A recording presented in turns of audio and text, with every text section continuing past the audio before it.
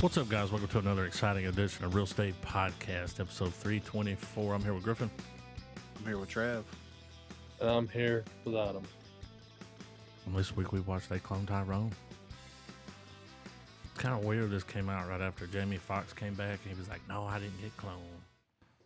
Evil Kiefer Sutherland. He was fucking evil.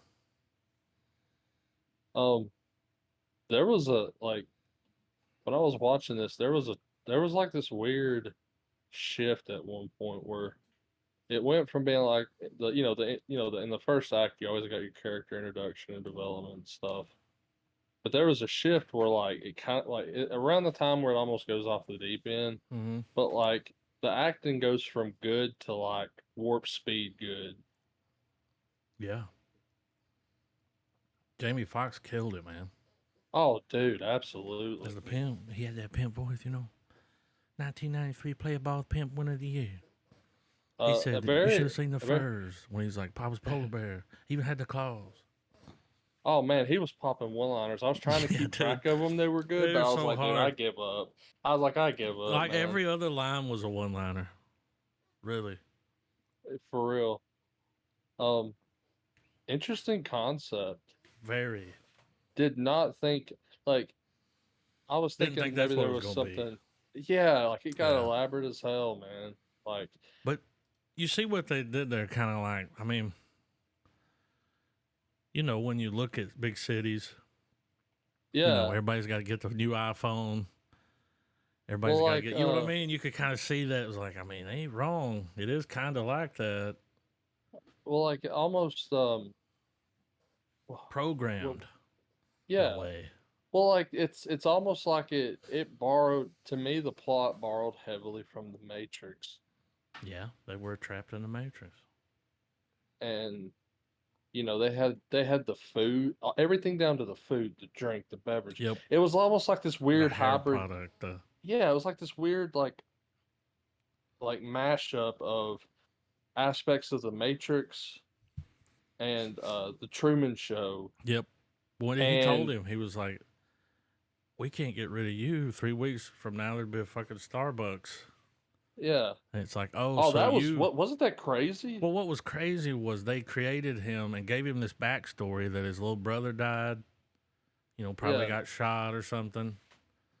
And his mom never came out of the room. I was waiting. When he woke up that one time, I was like, you need to go in that fucking room. There ain't nobody in there. Oh, yeah. But that was fucked up that's the life they gave him. Like, you're this guy. But if you go somewhere like that, there's always those people. You got your trap guy. You got the guy that sits outside the store. It was like, you got the guy that's like used to be a pimp. Yeah, like that. It had all the players. Well, it's almost like, and then they painted the homeless guy as the one that was awake and was just like, I'm just not going to take part in it.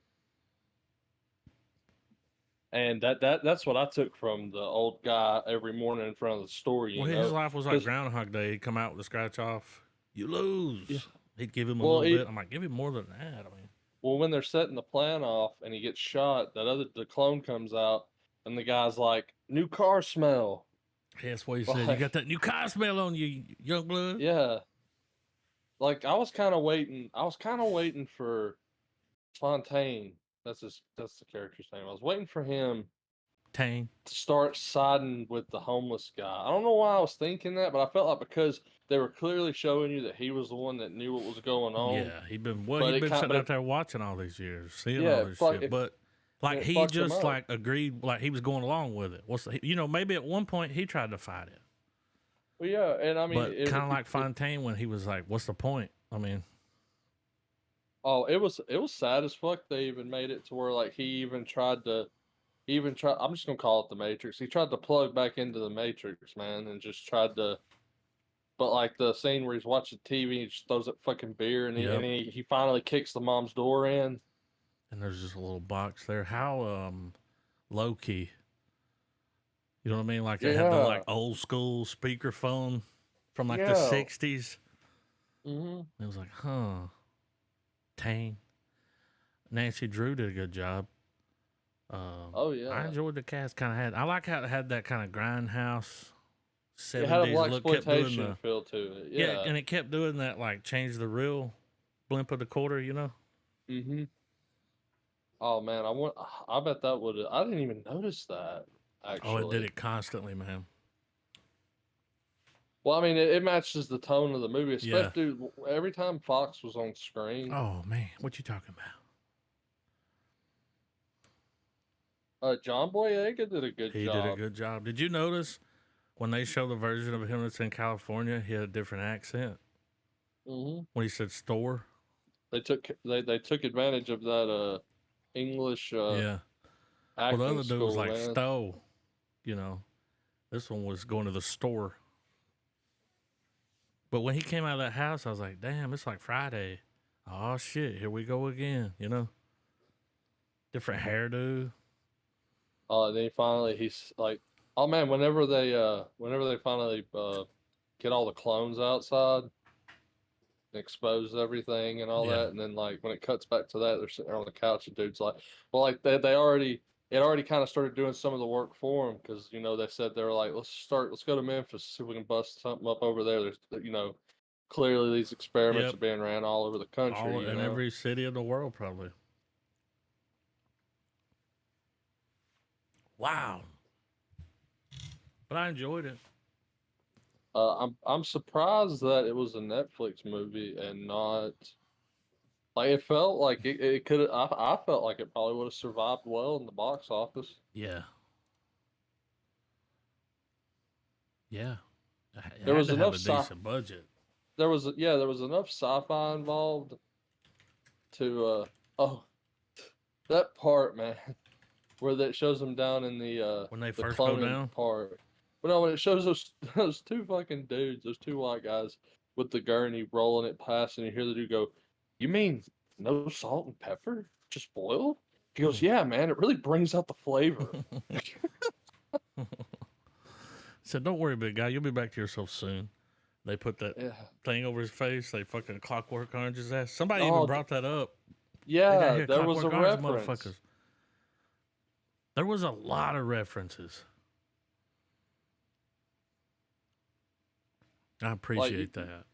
like you could tell that the writer, Yeah. you, Two guys. yeah, you could tell that they enjoyed good sci-fi, and they were Yeah. clever at hiding that underneath this movie. I mean, it obviously went full off.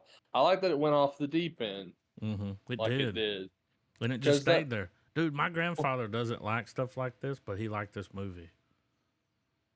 I mean, it was a silly goose time. yeah, man. And when I say off the deep end, it's enough that you still keep your head above water. Like Yeah. it doesn't get too Nah, you can still it follow doesn't it. get too cerebral. Like they were really good at just showing like, all right, yeah, we've been manufacturing everything. It's all you see the area of the facility where it's like, all right, we're putting it in the food, okay, we're putting it in the beverages, like that you get that Yeah. little montage of that. Um, I will say that there's two writers. There's a white guy and a black guy that wrote it, and Jewel Taylor, the black guy that worked on it, born in 1987, in Tuskegee, Alabama. Wonder where he got the idea for the. You know what I mean? Oh yeah. You could see like there's a little bit of a. It's like, oh yeah, Well, I'm trying to remember. Is it called gentrification, where like you purposely keep an it is. area? Uh, yeah, I think Yep, I believe that might be the word. But that's yeah, it. well, yeah, like, and that's they Well, use they a that. lot of times they'll do that to drive the property value down, then come in and buy it up, Yeah. Yeah, clean it up. That's why they do that. there was there was like when they started doing the reveal of like how because they kept showing that setup where it's like, so what are you thinking? And he's like, you ain't gonna like it. Yeah. Oh yeah. Then it cuts to That was him getting clever as shot. Then they shit. go back. He's like, Yeah. all right, here's what we're gonna do, pit player. Dude, when he was driving down the road, sitting on that car with his gun out, he's like, got the whole neighborhood behind me. Dude, Yeah. Jamie Foxx was so fucking funny, man. Yeah. He tapped back in. You know He what I'm did. saying? He Slick tapped back Charles. in. That's Slick Charles, dude. Um, I really like how Peel has influenced so much with like Get Out and It did Us, kind of and have that vibe. yeah, Yes. because I mean it felt like if Jordan Peele wanted to tackle sci-fi, it If kind of you had told that me he feel. worked on it, I'd believe you. Yeah, Yeah, exactly. yeah, for sure. And it's cool to see, like, something that's like trying to convey, this type of message, and be from this particular point of view as a sci-fi film. You know what I'm saying? Yeah. You don't normally put two and two together in that way, but it works so perfectly well. Mm-hmm. Well, it's Because like it was. Well, really, if you could, if you change the narrative just slightly, this movie's technically 2 clicks from being another Soylent Green. yeah, I mean, pretty much, yeah, And It's I don't mean, people. I don't mean it in a bad way, but like, there's like the whole concept of like, there's an underground facility running experiments. They got to keep things the way they are, like that type of stuff. There's mad scientists thinking they're achieving the greater good, but it comes at like a terrible level of oppression. yeah. But yeah, it was interesting, man. I really liked how and I love how they really paid attention to like detail, like them transitioning from being in like the normal world to them dropping into the underground lab and Yeah. stuff. I mean, it looked so like Resident Evil. You It know what I did. mean? A lot of neon. Why did all the Yes. white people down there have afros? What was up with that? I don't know. I don't know. When they I was first go thinking, down there, they was like, "What's this fucking dude in here with his afro?" You know what he said, but yeah, and then he shot him, and it was like, "We're everywhere." yeah. Black It was. Rod. Well, like, dude, when Kiefer Sutherland goes and has that first talk with the town, and he freezes everyone, and then he makes dude stick the gun in his mouth. I was like, that's Yeah, fucking like that is fucked up. What ridiculous. about that accent he was rocking? He had like a Yeah, little. Yeah, it was like what? I respect him not going antebellum with it. Yeah, I was like, all Oh right, yeah. 24. 24, 24, 24. Yeah. This movie is what happens when Jack Bauer doesn't find the bomb. He just resorts to a life of scientific tyranny. Yeah. He said, respect the cuticle. Be gentle with it. When she was doing his nails, you gotta Mm. respect the cuticle, bitch. It's worth watching again just for his performance alone. And I mean, never mind that. Like we were talking about earlier, like Jamie Foxx's delivery of his line. I mean, like the movie's got rewatchability for sure, and I would absolutely throw it up there with like any of the other cloning style sci-fi films. Like it absolutely deserves its place on the shelf. Yeah. I really like what they did with it, man. It's kind of crazy to me, like you were saying earlier, that they decided to just opt for a Netflix release of it because, like, well, they did a small limited theatrical run. Like, whenever I was looking for the posters, there was posters that was made for the theatrical run of it. But the guys that wrote, directed this and everything, like, they were working on like Transformers. They've worked on some like decent, decent Space Jam. stuff. I Yeah, think they Space wrote Jam. Space Jam. Yeah. So it's So like, so they've worked under big budgets. yeah, yeah, yeah, for sure. And it's like this seems like a passion it felt like a passion project. You know what I mean? Oh yeah, Uh, and yeah, Whoa. it's got all its social Check this commentary. budget out. It did for sure. $47 million. Money. wow. I mean, I would have thought it was more. Yeah. Yeah, I would Really? have. Yeah, man. Like they See, did a they're good showing they job could with do a it. movie on a budget. That's a Yeah. grossing over Um, 100 million. I would like to. Jeez. I would like to see these guys tackle either an episode or two of Loki, or maybe at least one of the last good you know plots that's going to deal with Kang before they wrap that up. Not necessarily segueing or anything, but I mean, I would like to see them not even superhero shit. I would like to see them do more. Like if they kept doing more of this, I mean, they'd have a pretty solid set of films, I think. You know, I like to see them tackle something long form, like a television series, in the same kind of vein. You know what I mean? Not Yeah, like not a copy and paste. But to me, when I was watching it, I was like, I could watch like six or eight episodes A of show this. about all that. Get deeper with Yes, it. Yeah. I and mean, have next like, season you're in a different city. Everybody's different. yeah, Jamie exactly. Foxx is there, but he's California pimp. He's different. He's like, bitch, you gonna Yeah, make me sweat in right. this suit? I'm gonna slap you. well, it's He almost switched it up. like, well, the way this movie was delivered and the way that they wrote, like, now granted, it's absolutely taboo, I think, but if some Americans were allowed to write, I assume these writers are from America, right? One of them's from Tuskegee, Alabama. Yeah, so like if there could ever be guest writers from America writing for Doctor Who, these guys could write a hell of an episode, probably, or a season, Yeah. with the way they the way they mash, um, like having that divide between like the normal world, and then when things get all weird and wibbly wobbly, Hmm. I think they could handle something like that. Just like Yeah. the little seasoning of sci-fi is like that was good. They peppered it on. Yeah. Not to Pepper did say on. that like the messages of like the neighborhoods constantly just always staying the same, and it really is kind of out of their control,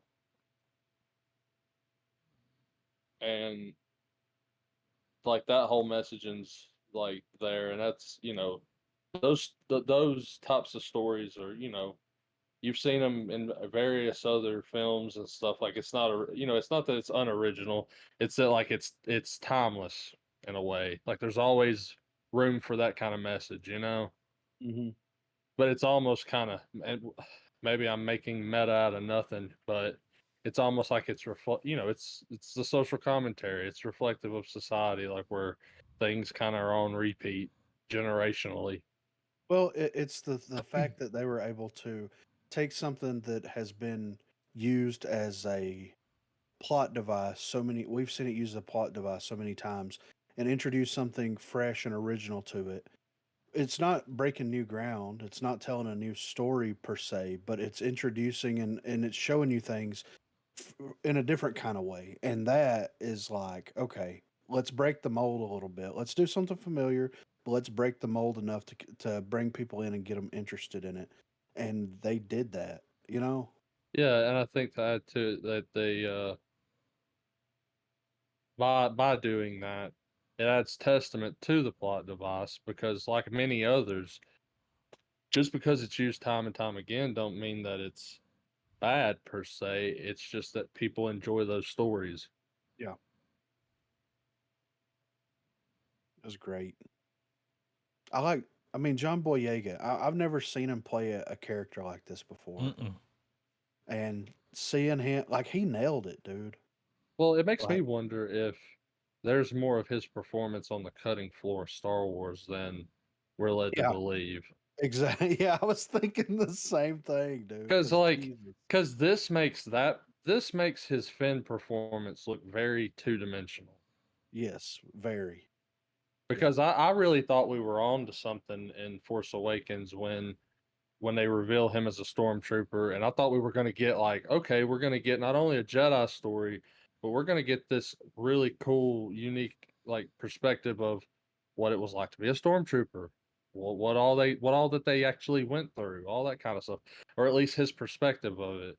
And I Yeah. thought we were going to be along for that ride, and then they tried to tease him with being a Force user possibly, and then they were like, yeah, I mean, I know that's a whole other conversation. We've already covered that stuff, but yeah, it's just it made his character fell flat, and it wasn't the actor's fault clearly, and this cements it even more.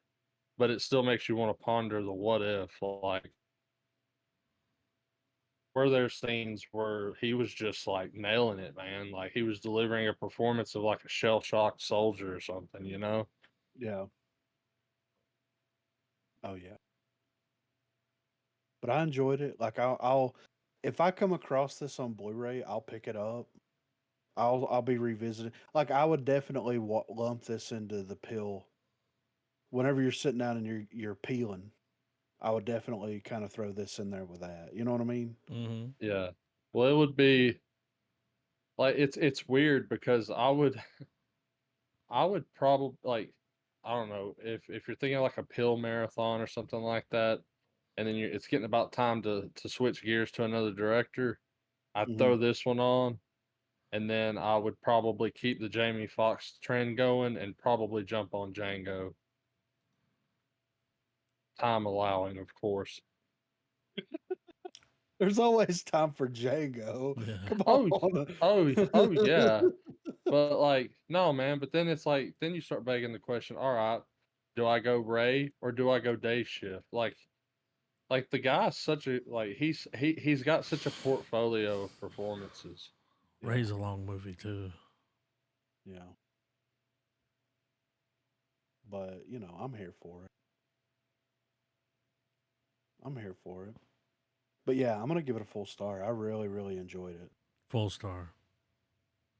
I give it a star as well. I think it gets the coveted Real Estate Boyega Award. What would John Boyega do? The Golden Boy, the Golden Boyega. It's the grill that he had Oh in the yeah, movie. the Golden Grill. Yeah, dude. I was just thinking two of him back to back, like on a statue. Smiling. All One right, smoking a cigarette, the other's holding a gun. Secret Invasion. I can't wait to Seek hear. secret disappointment. Well, all right. I want to read this article before we get into it. Well, So, before you do dive, can we all get on the same page at least and agree that what the fuck at 30-minute runtime? oh yeah, for sure, right? Yeah. When I sit down to watch it, I'm like, that's it. That's all we're I getting was, is I mean, 35 minutes. yeah, I mean, I No know post some of the credit scene. episodes. I know some of the episodes were short, but like that could have easily been a good 40, 45 minute one. Yeah, right, for sure. Um. Okay. Well, all right. So, Y'all so see Adam's that? Secret Invasion director says Marvel fans have too many expectations. All right, I'm going to read this article real quick before we dive into it. Secret Invasion finale becomes worst rated MCU episode ever with unlucky score. Secret Invasion was originally announced several years ago to mass excitement among Marvel fans. Now the story has been told in a Disney Plus series rather than the original movie plan, and that excitement has not only waned but delivered some of the worst reviews of the entire Marvel franchise. The series finale reviews are in, and the news is so bad that it makes the low scores of She Hulk Attorney at Law look spectacular. Overall, Secret Invasion has either been the greatest MCU show to date or the worst, depending on what you expected from the series.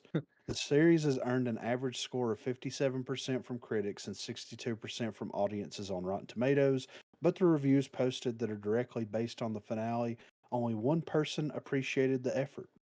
Other reviews call it a disappointment and the same old Marvel story and the weakest Marvel series ever put on Disney Plus.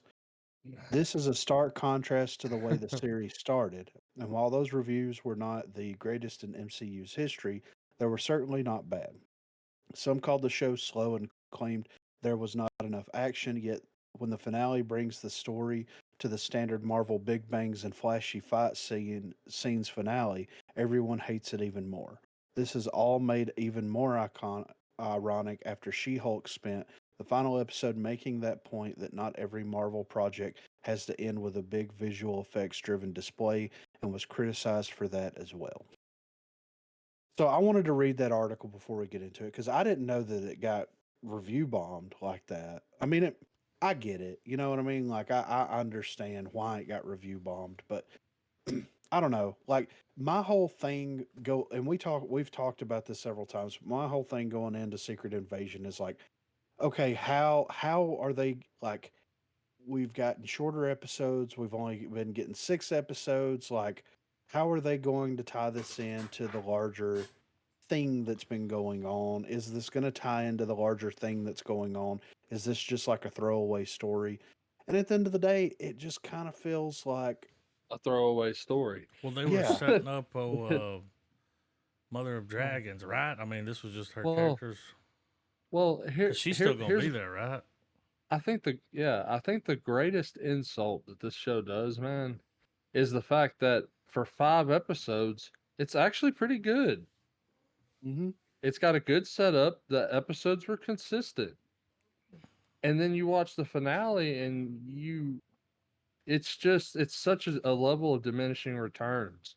yeah, I think the Um, episode before the finale was better than the finale. oh yeah, yeah, They should have just run those two absolutely. together. yeah, for sure. Yeah. Uh, Um, Well, and it's sad when She-Hulk when the She-Hulk finale, I kind of like the whole Kevin thing, the breaking of the fourth wall, like that was different. yeah, Um, that was more entertaining than what the finale for this was. yeah. And Well, that's pretty rough, man, cuz Secret Invasion was a really good story. yeah. Well, and I think that here's where I feel that they fell flat. I think that like keeping it Nick Fury was a good idea, right? I feel Absolutely. I feel like keeping it Nick Fury was the best plan here, but also like they're not like the scrolls have infiltrated to the point where they're like basically running governments at this point, right?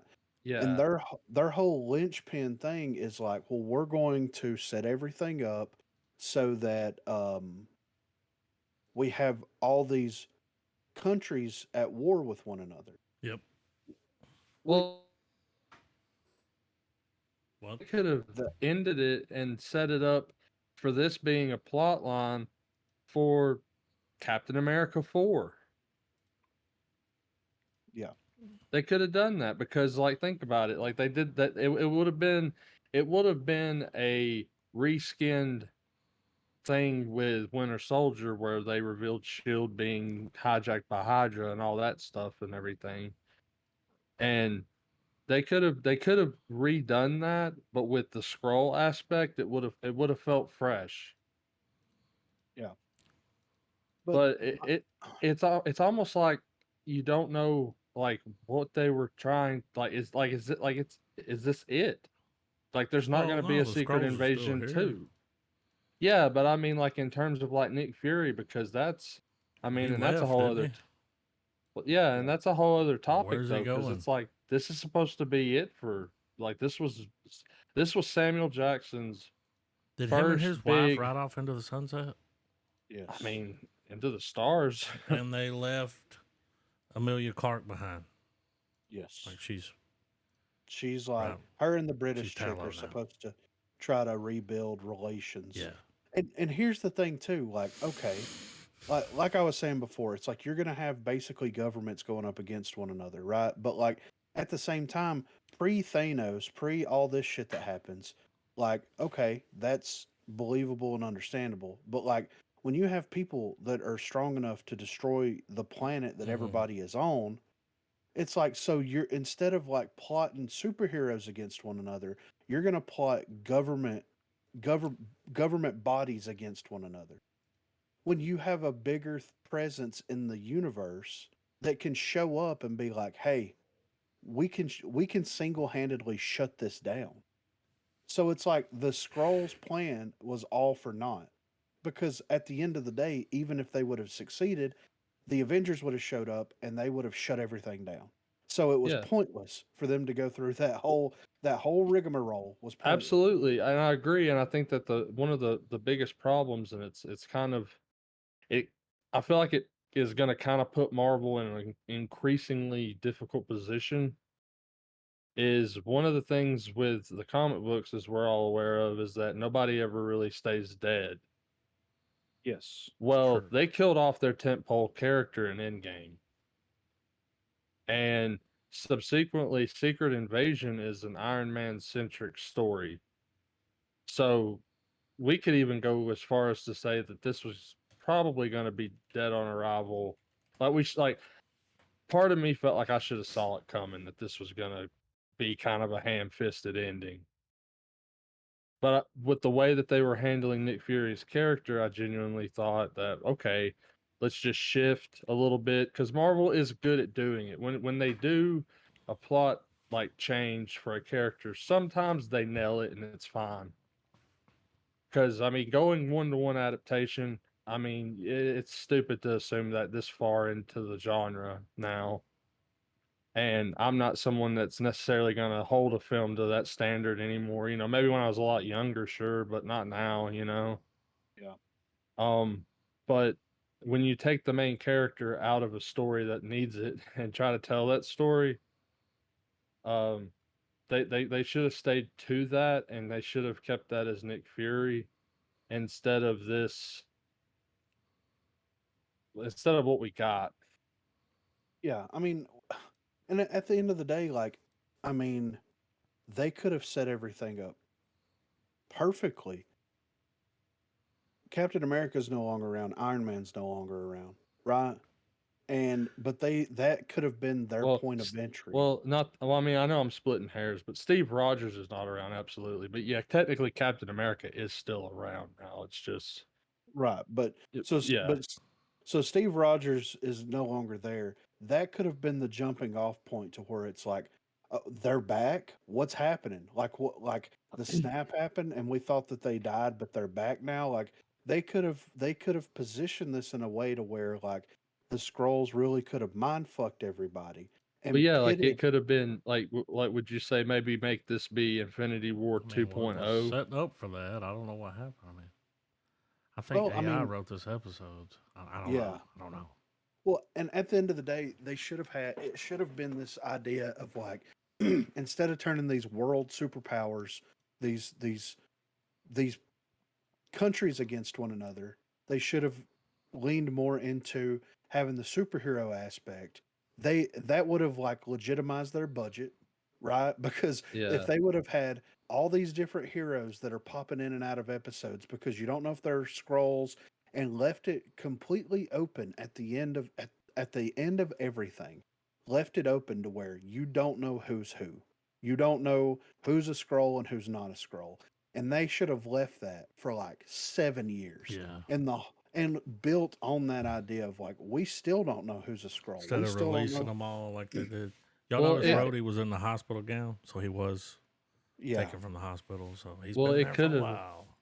well, it could have also been a thing too, where that would have been a good place, like the scrolls could absolutely be Nick Fury's Darkhold.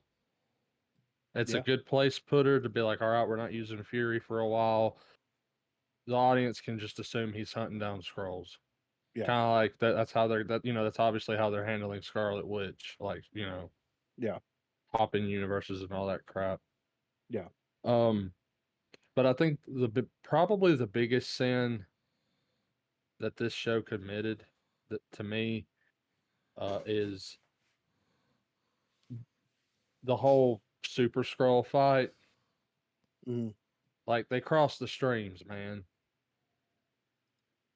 And by that meaning, like, each hero that they've built has a unique thing that they do, a certain skill set, yada yada yada. And I understand that it's like, no, they took their DNA, that's why they have it and everything. But like, that's still kind of bullshit. Like, we're Yeah. talking about like people, like, just because you and it's kind of, and I know that like it's comic canon and stuff with like the Hulk and his blood and everything, but that's something I've never liked, is it's like, okay, you have to, like, for some of these heroes to attain their abilities, they got them under a very strict, not to go full nerd here, I know I'm being nitpicky, but like, they undergo specific things that cause their powers to do it. Mhm. Like whenever the gamma bomb blows up for Bruce, in that millisecond, the Hulk identity gets formed, saves Bruce, and that's why he don't fucking die. Mhm. And like just all these other little things. And then they took it and they're like, all right, we're just gonna put that in a bottle, and whoever drinks it, oh yeah, you get to be them. Sandbox time, guys. Well, I mean, and my thing is like I didn't have a problem with it to that extent. My problem is, first of all, why the fuck is Fury going to send a group of people out to the battlefield after the end game fight happens and collect DNA samples of everybody and then put all of them in one vial? First of all, second of Yeah. all, Yeah, why right. why are we so goddamn fascinated? This is what pissed me off the most out of this whole episode. When it went off, I was like, it's fine, whatever. This is what pissed me off the most. Fuck Captain Marvel and fuck Captain Marvel's fucking powers.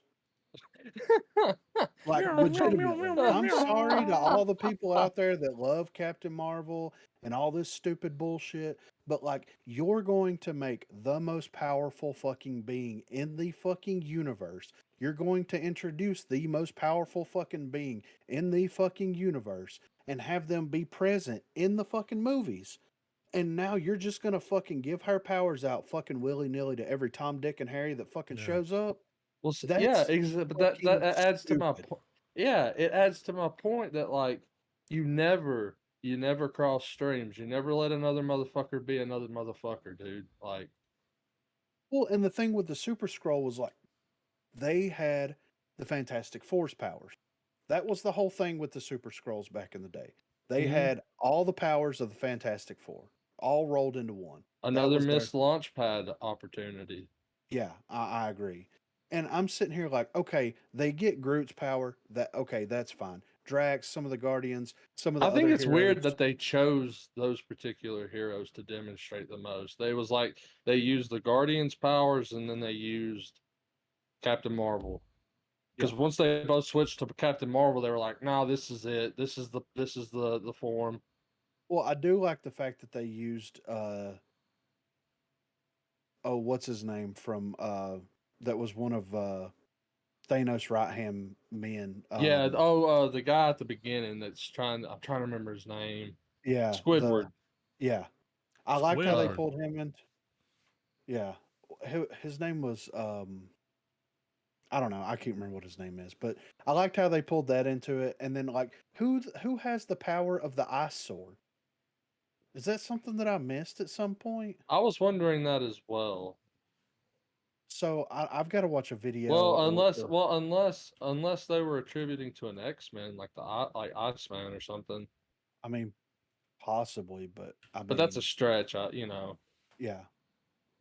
But yeah, that's my biggest gripe because at the end of the Eh. day, the series landed about where I expected the series to land at. It was just like pointless. They could have built up to something incredible, but they didn't. They are trying to play the MCU way too safe.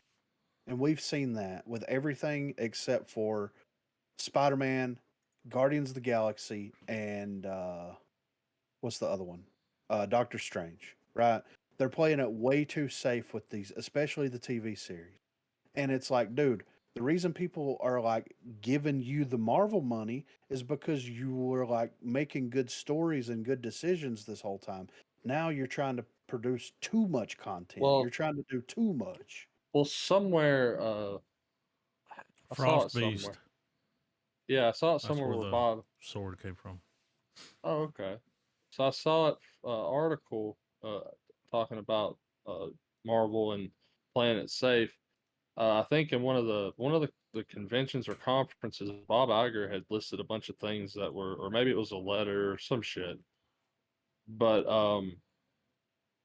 they claimed that the article claimed that one of the things he said was costing Disney a lot of money was Marvel spreading themselves so thin and putting so much faith in the Disney Plus. He's admitted that Marvel has way too many projects going on at once now, and I don't know. I mean, he's kind of right, man.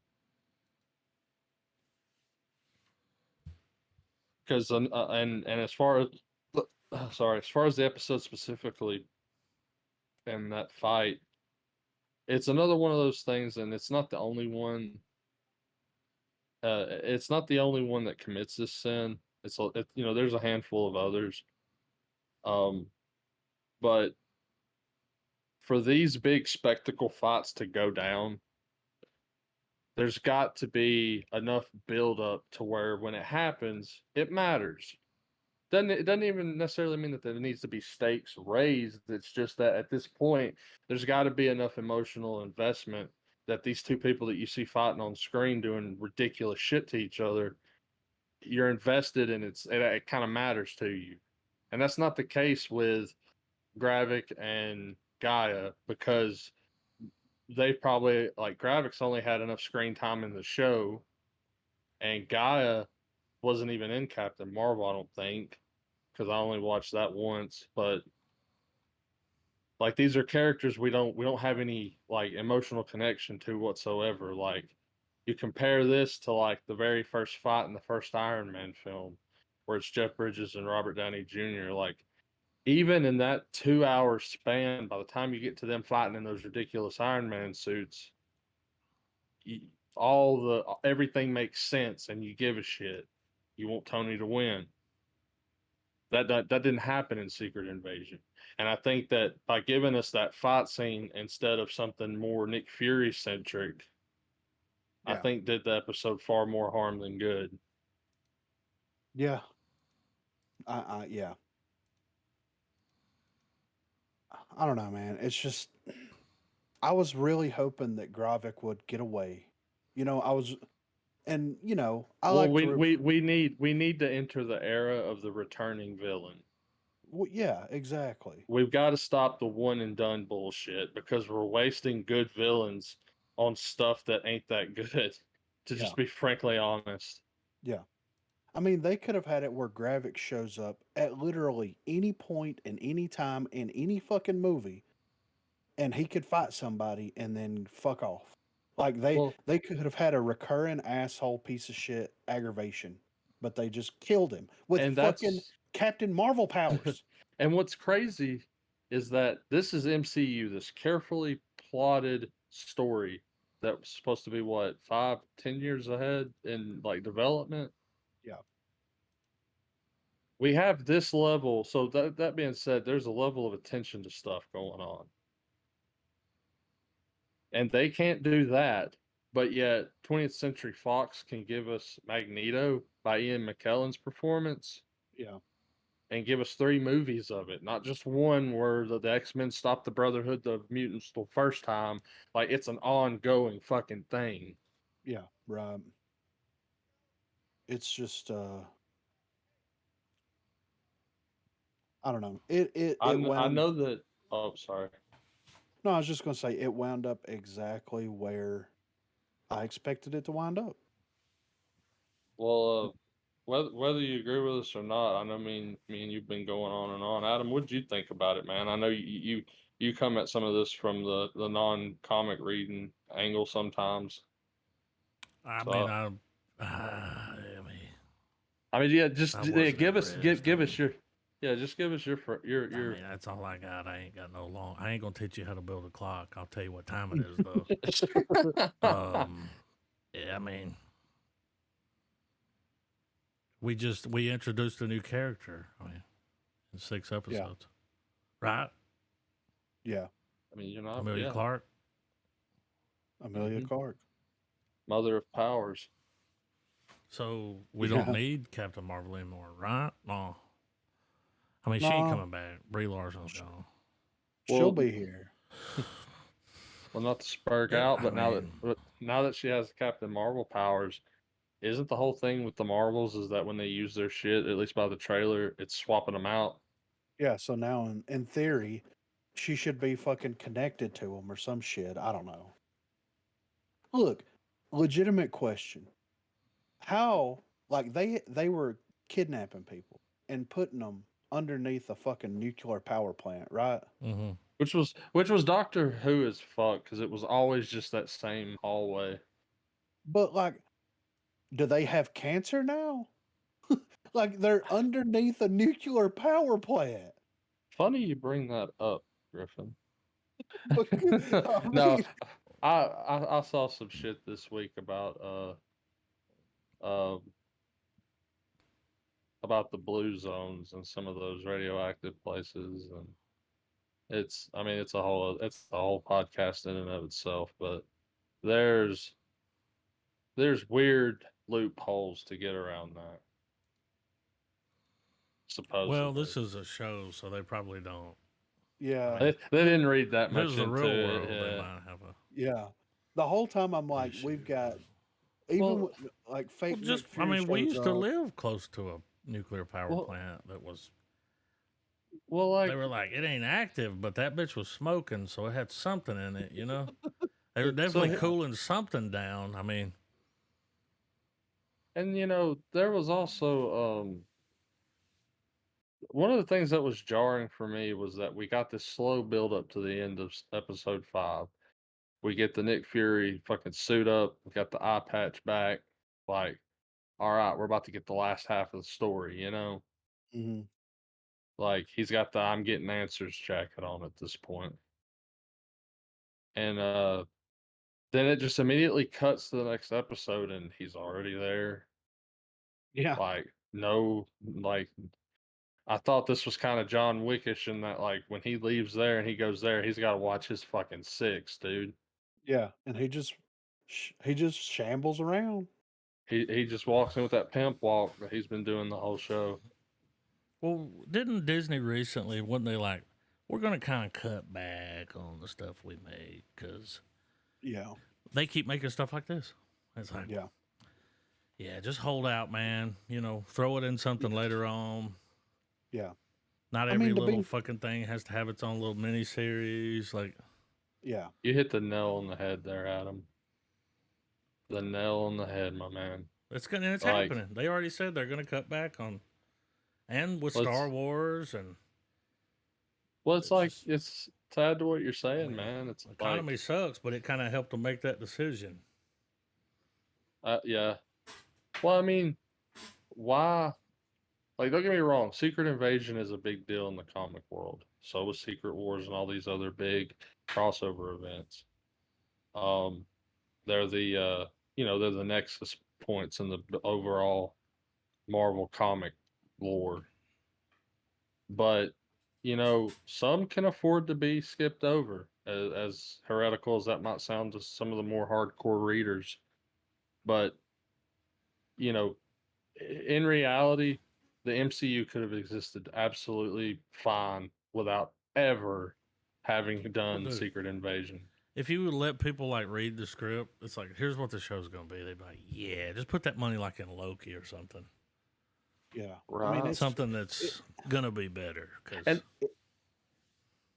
how much they spent on this shit is insane. It well, is like, and on legitimately, what?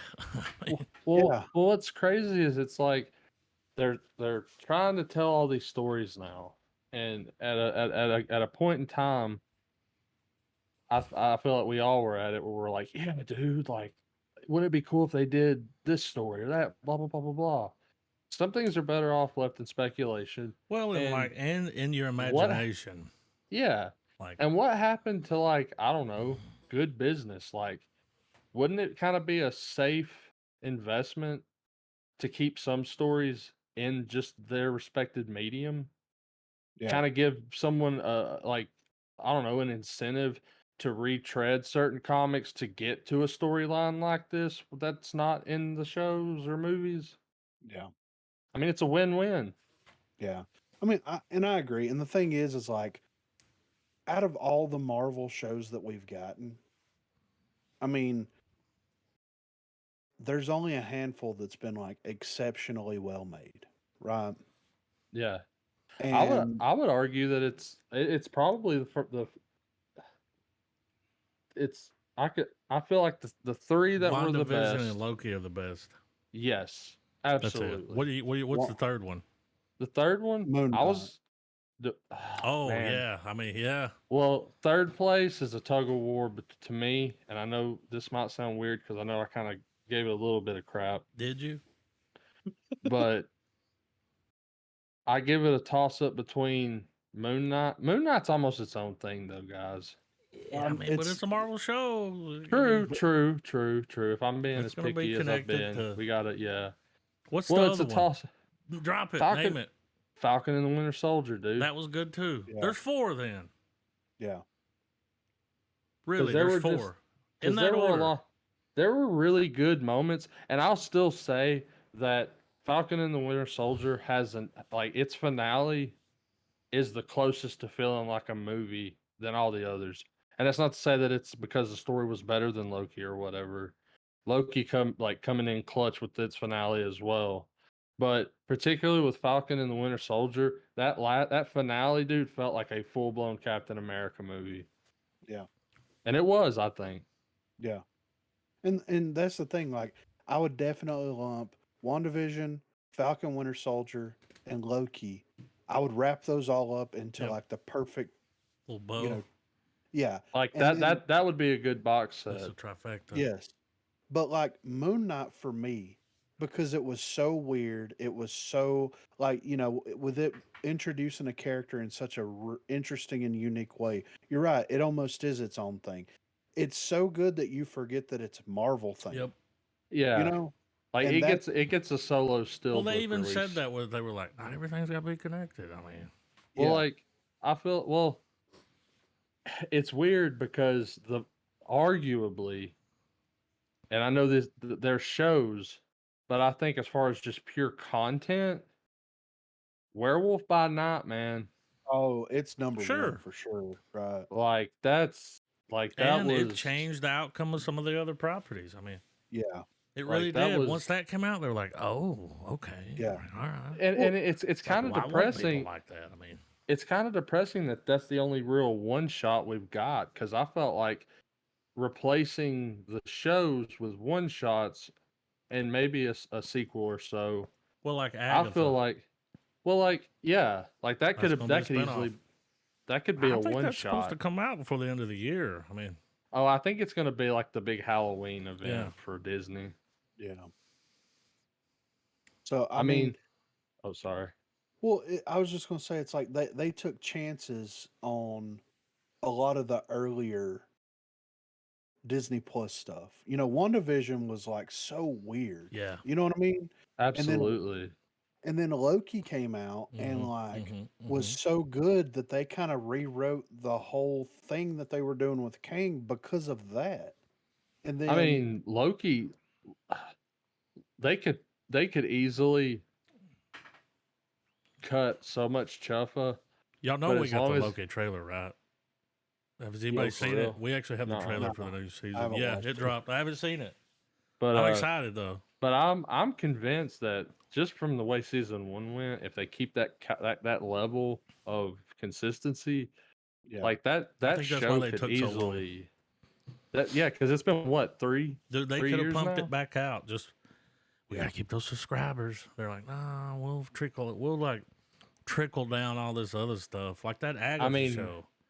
I mean, however much money Tom Hiddleston needs to fucking do Marvel and keep playing Loki, give it to him. Yeah. Give it to him till One of he's my just favorite bad until he is / just good sick guys. of it. Yeah. Absolutely. Yeah. Like they've managed to take someone that gets ragdolled in the first Avengers movie and make you care so much about him. Yeah. And that's hard to do. I've seen some stuff recently about them gearing up to start working on the next season of Moon Knight. Yeah. And I mean, think about I'm Moon down. Knight. Yeah, and because Moon Knight came out, they're like, we don't have a have a second season written. We don't know what we're We'll going to do with the see. character. Yeah, we'll see what. And then it comes out, and everybody's like, "This shit is Slade. incredible. We need Dude, more." I mean, and man, don't get me wrong. I love the Fight Club aspect of Sure. Moon Knight where he's flipping in and out of personalities. Yeah, But when Khonshu goes, I am the god of the night, and starts rewinding the stars, yeah, sold American, Yep. dude. yeah. It was great. I think that they need to learn from that. Like, here's the thing: they need to drop one in my opinion, one season, one series. And like when you A drop year. it, do it where it can be a one and done. Yes. Put it all out there. That way, if it's good, Because Yeah. they're always trying to, no, we could spread this out. And it's like, yeah, but it might not last. Hey, if you spread it out, it probably won't. Yeah. Put enough in Well, that first one that it's like, okay, let's think about that just was this 6 year. episodes. Yeah, and that's a shame. Like if they would have spent 2 to 3 more episodes on this shit and really built up to something, could you like? It would have probably changed a lot of people's opinions on Secret Invasion.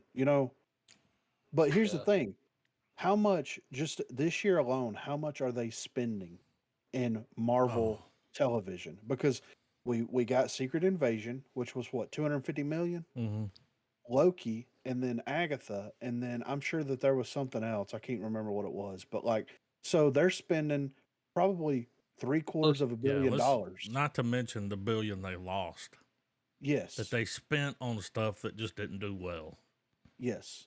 A billion. So let's peel it back. If you're going to do a series, do a series, 8 to 12 episodes, and drop like half of that budget. Drop 300 million on a 12 episode series that's like make it almost like a movie Well, event thing you where could you know what I'm even saying? film it all Yeah. instead well, of having to, bring it back. We still haven't got the. They had now to bring granted, back Bob Iger. well now granted that like this rolling back, the smarter option is going to cost a lot of people a lot of jobs. Sure. And that sucks. That's always Yeah, terrible. build back better. But I think if Marvel could now my I guess my thing would be a little too extreme. It's Marvel, but really it's Disney. I would say roll it all the way back to just keep your slate of films, go all in with your money on those, and get your billions in the box office. Because if you're raking in billions at the box office, that means you did something right. They're not though. Yeah. They lost $1 billion Yeah. on a bunch of movies that we're not going to talk about.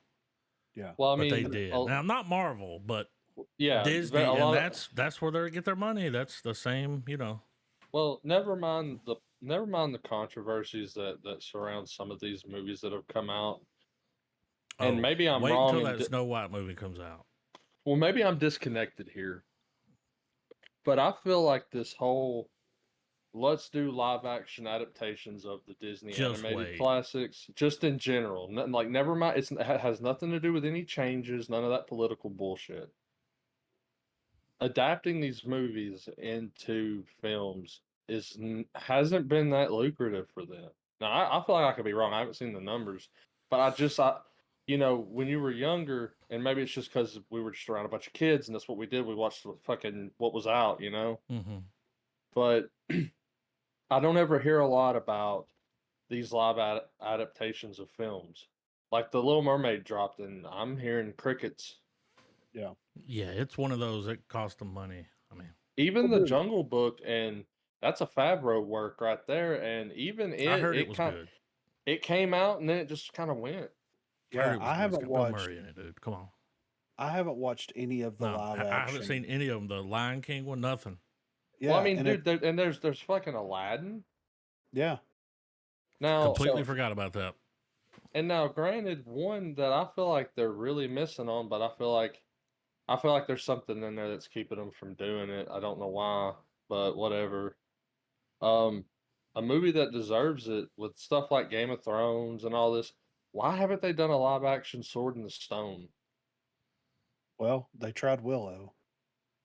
Which was Well, So canceled and they're removing it from well, I the mean, streaming well, dude, service. like in a world of playing it Dude, safe, they're removing re it so they don't have to pay residuals. like yeah. what? That's the world we're at now. Willow. Willow, it will be removed from Yeah. Disney Well, Plus. what's crazy is it's like if they're wanting to play it safe and all this kind of stuff, why not do the most safest property that I could think of, and that's King Arthur with a Because they comedic Merlin. Well, they've I had mean shows on that that. is not hard to do. no, but that doesn't send a message, Trav. I mean, I know, and I get that it's a feudal thing, but I mean, in terms of just like something that's good, there's a lot, Yeah. I And think Werewolf by Night kind of changed maybe I'm biased here because because that's probably even uh, after what that I grew Werewolf up by on. Night came out, they were like, okay, put Blade on pause. Yeah, we're gonna rework some shit, you know. yeah, yeah. So I'm excited for that next phase of stuff because this had to be filmed a while ago. This was Yeah. I like don't Moon Knight. I feel like Moon Knight will be connected know. to Werewolf by Night, right? I mean, Yeah. Midnight it will Suns. be. Well, no, I feel like the best. I feel like the thing about it is it's like there's. It's not that there's a superhero fatigue. I don't think that goes. I don't think that goes away. Like people are always going to have time for something like that. Yeah. What I think the fatigue on though is the multiverse plot line. Well, I mean, everybody's doing it now, so Absolutely, and Marvel definitely thrust that to the mainstream. But because of it though, like it's a fun aspect to explore. I love this. I love that it's hard sci-fi right now. But I also think that it's about. I think we're all looking at our watch, being like, "Yeah, it's about time to wrap this up." Like it's not. Let's. And it's not because let's the next content or the next thing to consume. It's not even from that angle. It's from like, okay, we get it. Multiverse, different versions of people. One motherfucker's trying to control it. Let's like it. It gets it was something that is so vastly like creative where you can pull different things. hmm Um, it's almost like it's a stellar concept than just time travel after doing it so much. yeah. And and I guess because like also Marvel has done a horrendous job at moving the Kang plot line along. Well, I mean, to be fair, he wasn't supposed to be anything Nah. except for a no-liner and Loki. And And now then look, yeah, and then they rewrote everything about to be focused on Jonathan Majors. And to me it's like, okay, so did they rewrite Ant-Man to include Kang in it? You know what I'm saying? Like, there so were Well, what was reshoots. that?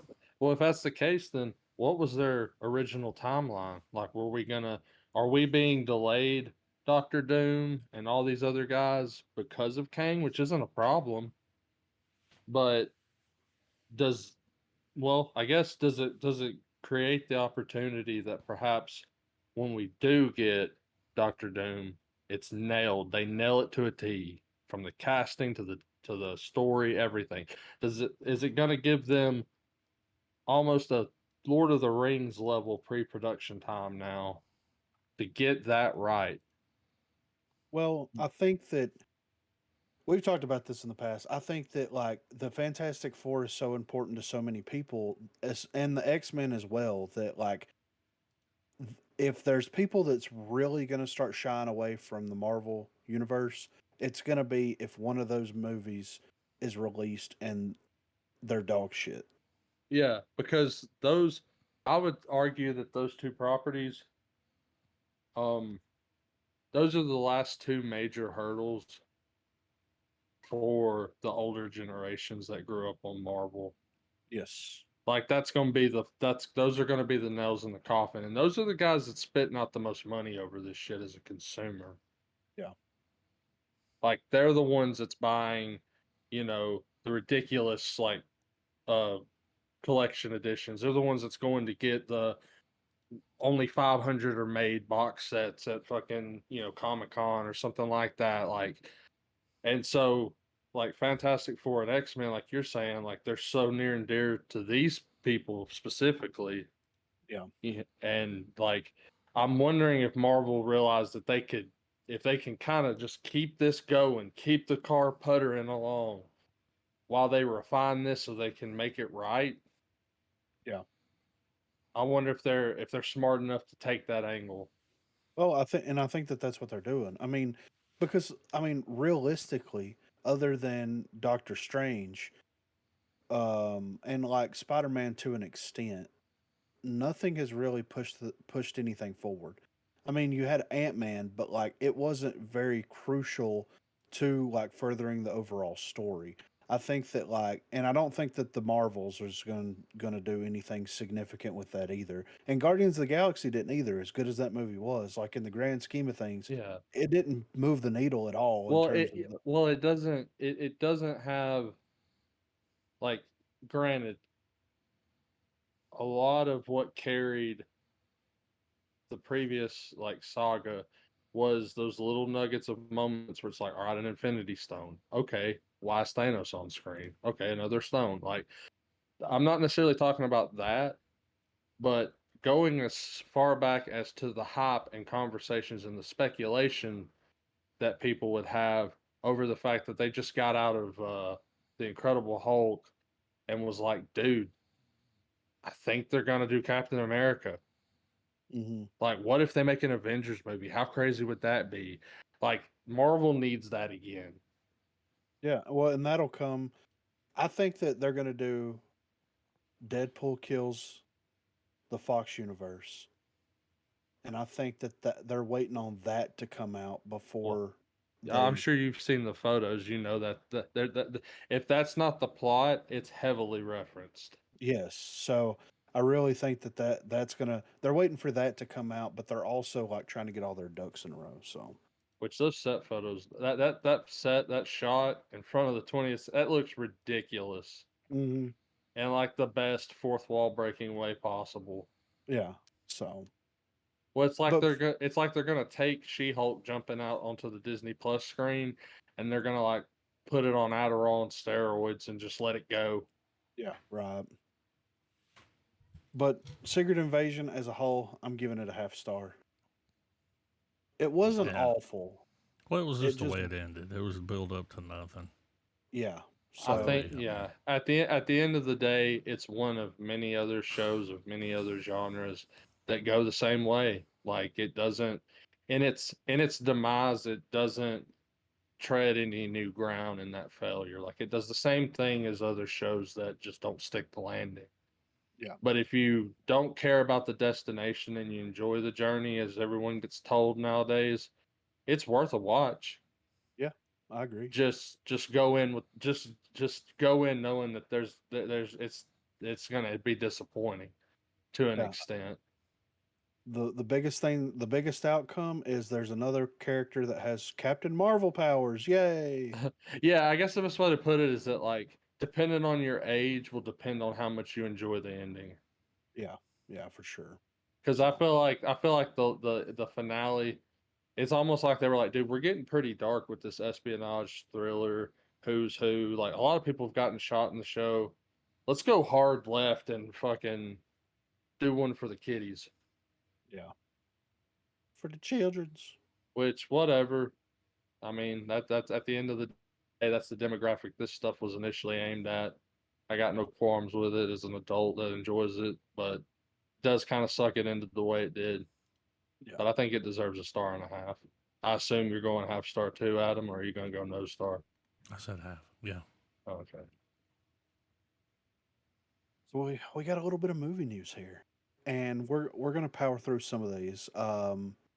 So did y'all see the Warner Brothers stuff that happened with the I Barbie did. Hammer? Japan was So pissed. yeah, they were so bad.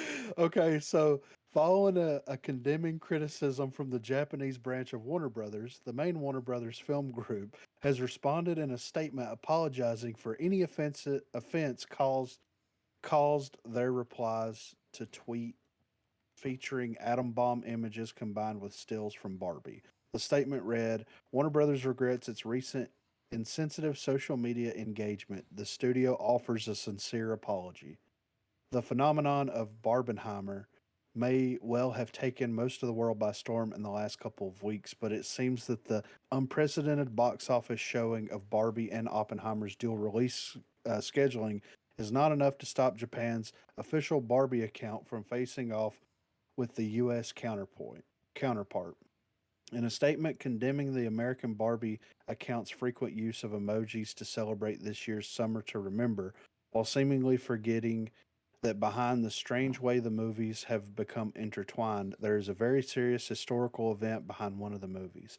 The Japanese site didn't hold back, and show that not everyone is keen to go party right now.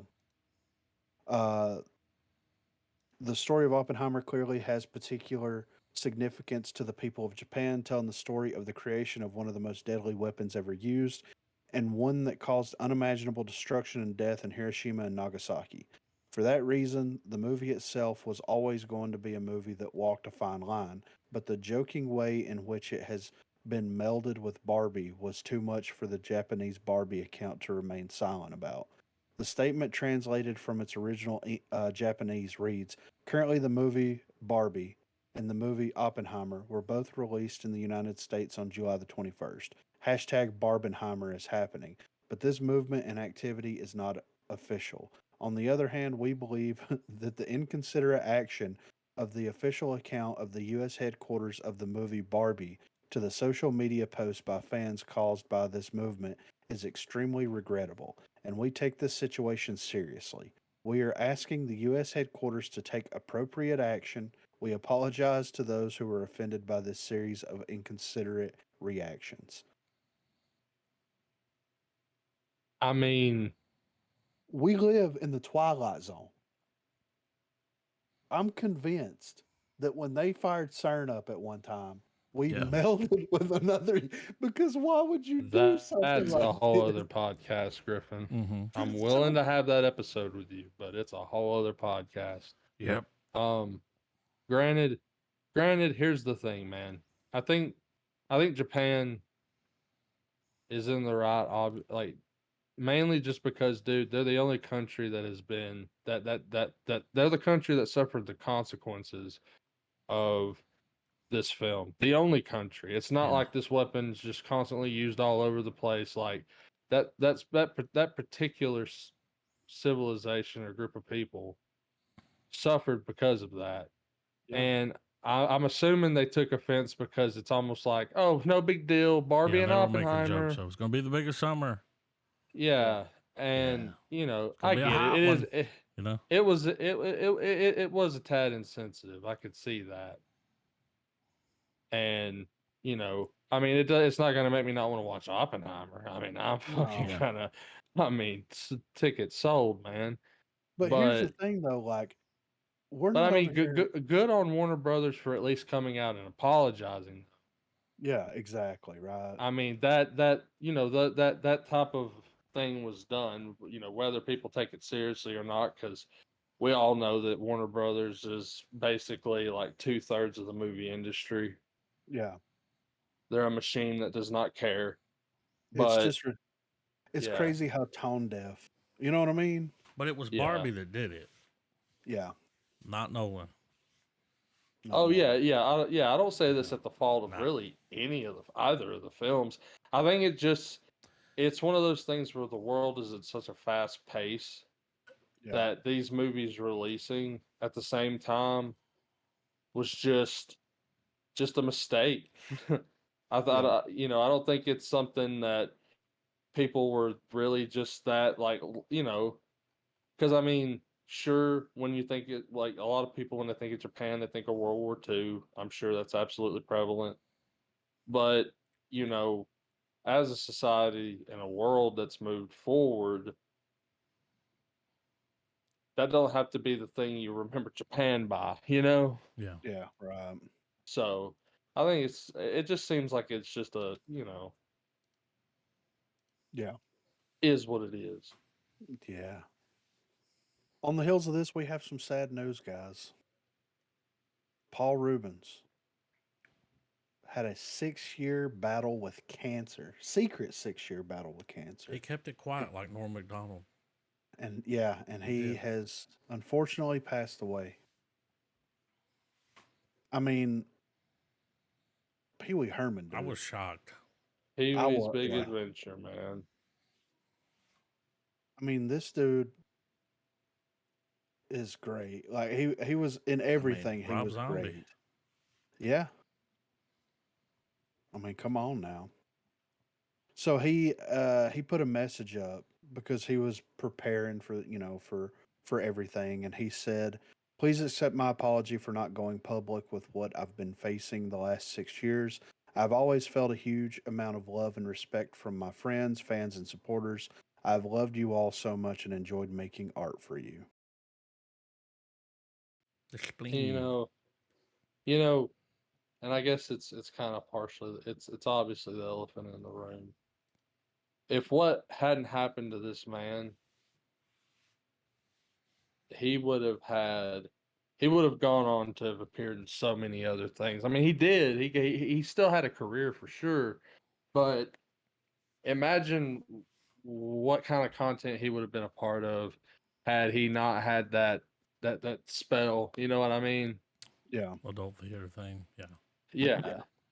Yeah. And what's crazy is to show you what the public thought was just completely heinous then compared to what it Yeah. is now. Yeah. Like talk about like being able to like cut the tree and see how old it is, you know? Yeah. I realize he was 70. Right? That's wild. I mean, I mean, it's crazy, dude. But I mean, hey, he did, he was battling it himself. yep. He didn't want the No attention. He pity didn't want, party. yeah, he wanted people to remember him for the joy that he brought to people. And that, you know what I'm saying? Like, I mean that's an Respect it. OG thing. yeah, it's just it's a sad day, man. But I mean, the things that this dude's done is going to live on for forever. I mean, dude, yeah. And granted, like I mean, dude, Pee Wee's Big Adventure was one of the VHSs I burned out as a Mm-hmm. kid, man. Yeah. Like that movie, like that movie still gets like stuff from that movie still gets Tequila. referenced to this day, from Yeah. Tequila, I know you ain't, the but what am I? and I don't remember any movie before this that utilized it, but that crazy ass song that plays when shit's just going nuts. The ba ba Yeah. ba ba ba ba ba ba Yeah. ba ba ba ba ba ba ba ba ba ba ba ba. You know what I mean? Like Yeah. this movie set that trend, you know. Yeah. But yeah, Sad like you day. said, it sucks, man. It We're getting does. It older, happens. guys. We're going to start seeing it more and more. It Yeah. happens in It's a threes. reminder. Yep. So how many more we got? I don't want to talk about it. So next up here, Sony unveils a surprising update on the Amazing Spider-Man 3, but it's not what it seems. So, in an amusing twist that left Spider-Man fans in stitches or fuming, depending on their humor level, Sony Pictures pulled a classic prank on its followers. On what seemed to be a promising Thursday for fans of Amazing Spider Man 3, Sony, in the spirit of the popular Throwback Thursday trend, released a video with the movie's poster teasing an important announcement. Fans worldwide held their breath, expecting a glimpse of Andrew Garfield's familiar face, or perhaps even some news regarding the third installment of the movie. Surprisingly, what played was Rick Astley's Never Gonna Give You Up, giving a playful tip of the hat to the Rick rolling internet meme. The jest was especially apt since it marked the song's 36th anniversary since its debut, July 27th, 1987. The reactions on TikTok were mixed. While some users expressed their dismay and disappointment, others appreciated the humor, recognizing the brilliance behind a well executed Rickroll, especially when least expected. It does beg to question, is Amazing Spider Man becoming one of the more unpredictable entities in the cinematic universe of comics? Despite the fans' enthusiasm and constant clamoring, there's been no official word from Sony about whether Garfield will swing into our screens again. This silence, combined with Sony's latest prank, has left fans in a state of prolonged suspense. Andrew Garfield's take on the whole affair remains centered on the essence of his character, Peter Parker, and the story. Speaking to Variety, he shared that he'd don the iconic Spider Man suit again if the narrative justified it. This sentiment isn't surprising considering he and Tobey Maguire agreed to be part of Spider Man No Way Home under some similar conditions. Expanding on his thoughts, Garfield expressed his admiration for Peter Parker's character, a humble boy from Queens, deeply rooted in ethics and empathy. For Garfield, any chance to return to the role would hinge on its alignment with these core values. It's funny that I feel like Sony's just taking pop shots at people now just because they can. Well, it's You know what I funny that mean? the internet would get mad at the meme they created. It's like, Exactly y'all right. created it. Come on, have And a what's Yeah. crazy, comedy. this is, to me, this has even shown me that like the Amazing Spider-Man films, they're the prequel movies of Sony. Oh yeah, for Because sure. we remember the reviews for the Amazing Spider-Man 1 and 2 when they came out. Yeah. And we definitely know Garfield knows those reviews too. They Yeah. weren't the best, I don't think. And don't get me wrong, having him in No Way Home and kind of writing him the way that they did, it absolutely sparked like interest in, more story now. Yeah. Yeah. But outside of that though, no one was really asking for it. You know what I mean? Like there was still people wanting just Spider-Man 4 from the Raimi verse. Yeah. And it just kind of got quiet with the Shit, Amazing we'll probably Spider-Man. get I that didn't have a problem with those Amazing Spider-Man movies, but I remember like kind of everybody like kind of with what everybody else was kind of Oh thinking well, at the there's a time. reason why they didn't make a third one. Yeah, Yeah. absolutely. Yeah. So they rickrolled the internet. It's like, fuck y'all. You're the reason that we didn't. Well, It's funny. here's my theory. I have a theory, of course, Um as long as Sony continues to make Spider-Man related content, they're going to keep the rights to Spider-Man, right? Mm-hmm. And Marvel or Disney, instead of like shelling out the money to just buy it outright, Yeah, they're $4 billion, I believe. they're spending money on stupid movies that we don't need, or making decisions that we don't need, or they don't need to make. I feel like they're going to keep the Amazing Spider-Man 3 and Spider-Man 4 in their back pocket because, Oh, it's a middle finger to them, to Disney for sure. well, it's that thing where it's like, all right, Morbius came out and like it flopped, but got this weird thing that happened around it where Morbin like, time. yeah, they re-released it. So that happened, and then you've got Venom that came out that Mm-hmm. made a bunch of money, but it's not particularly a great movie. Like it's fine, it's fine. The Um, casting of Tom Hardy is what saves the Venom movies. Yep. yeah, absolutely. And now you've got Craven coming out, which looks okay. Like I'm kind of holding out for that, so that whenever we watch it, but like it doesn't I'm make me excited. with Craven, I'm just expecting it to just be just a typical action movie. Yeah, right. And I feel like, Venom, the third Venom movie comes out, whether it has Spider Man in it or not, whatever.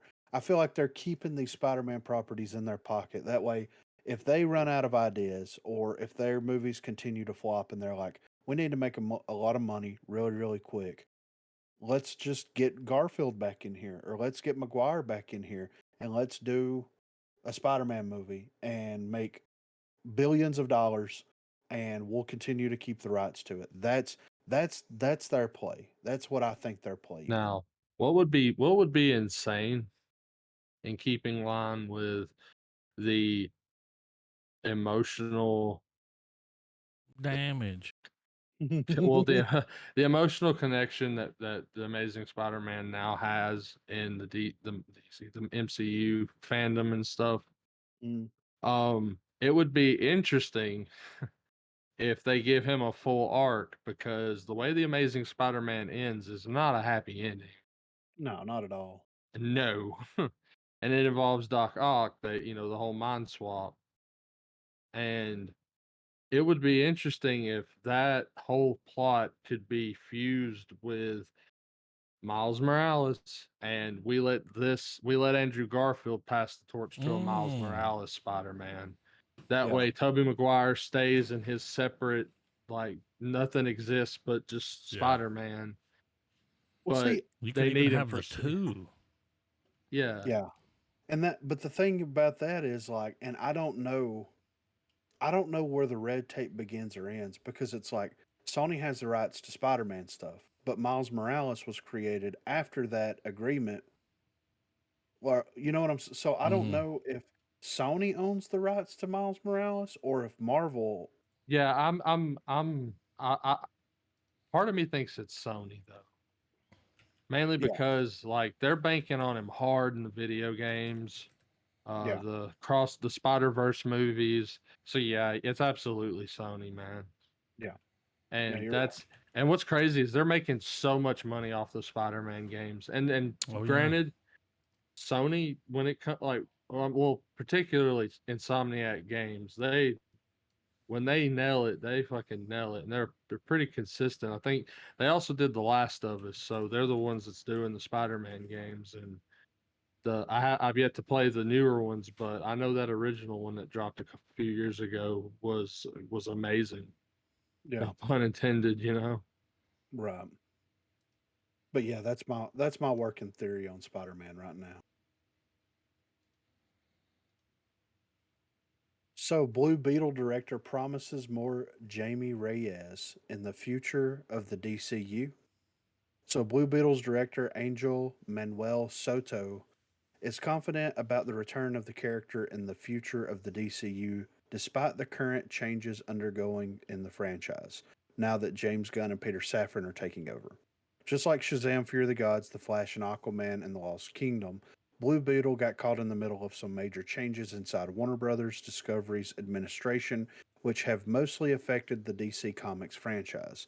A new universe is being built around the characters from the comic book company, which means many of the characters that have already been introduced will be rebooted.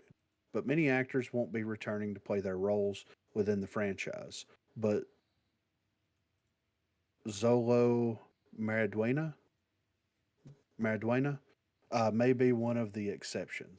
Earlier this year, it was confirmed that Jamie Reyes is going to be part of the new canon, and now Soto reaffirms it. While promoting the film on the recent press conference in Mexico City, the director spoke about the future of the character. Best of all, the Blue Beetle story is expanding, and we are going to have more of Jamie Reyes in the future. Film follows. Well, we know what the film follows. So I thought that this was interesting because I remember that, Gunn came out and said that Blue Beetle would be part of like them moving forward. They were going to keep Blue Beetle in it. But here's one thing that they need to keep into consideration. At least the director, in my opinion, is like, okay, the trailer for Blue Beetle has a lot of views, yes, but those YouTube views for that trailer don't transition into dollar bills, Nope. right? So if people don't go watch Blue Beetle and it flops in theaters, what's the likelihood of that character being brought back over, at least in a live action setting? It's not going to be very, very high. You know what I mean? Yeah. Well, So we gotta take it with a grain of salt here. We got to see how the movie performs before we start promising people Yeah. that the character's going to be coming back. well, yeah, I agree. I also think too that if they if this movie can become a tent pole, because it's very much like it's like the last Starfighter meets Iron Mm-hmm. Man. Yeah, right. Like you got alien Yeah. The suit, trailer really gives chooses off those vibes, like like Yeah, gives him the suit. He's got this mech suit going on. It's alien. He can trying to do whatever he figure it wants with out. it. Yeah. And so it would be interesting because I feel like it would be very James Gunn because one of the things he made sure was to iterate was that the characters with the main the AAA characters as we'll call it or A list I guess they're not going to be reintroduced by an origin story. They're just going to be there. So Superman's going to already be Superman. Batman's going to already be Batman. Like we're not going to tread those waters again, and that's fine. But it would be interesting from Gunn's perspective if some of the younger heroes that we get, we see some of the world revolving around them and their interactions with it.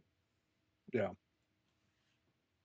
You know, save for the actual independent films with those heroes. But you know what I mean? Like when it yeah, comes down to like, you know, like I would feel like if they're gonna try to let this movie carry on into the next like chapter, the gods and monsters thing, I wouldn't be surprised if we're gonna get some sort of little cameo nod at the end where someone rolls up and they're like, so yeah, reference a A-list hero, and it's like, oh shit, and it cuts off. Something simple like that. Yeah. But yeah, I thought that this was interesting. I mean, like I said, I think there's a possibility that this character is going to continue forward, but like I'm really interested to see how this movie performs because Blue Beetle's such a niche character. Um, it's going to be interesting to see. So we'll see. I'm hoping that it's good, and I'm hoping that there's a good turnout, a good reaction to it. But I don't know. The trailer looked fine. It looked like a DC movie. It looked fun. But I'm not Yeah, like chomping at the bit to go to the theaters to watch it either. right, yeah. So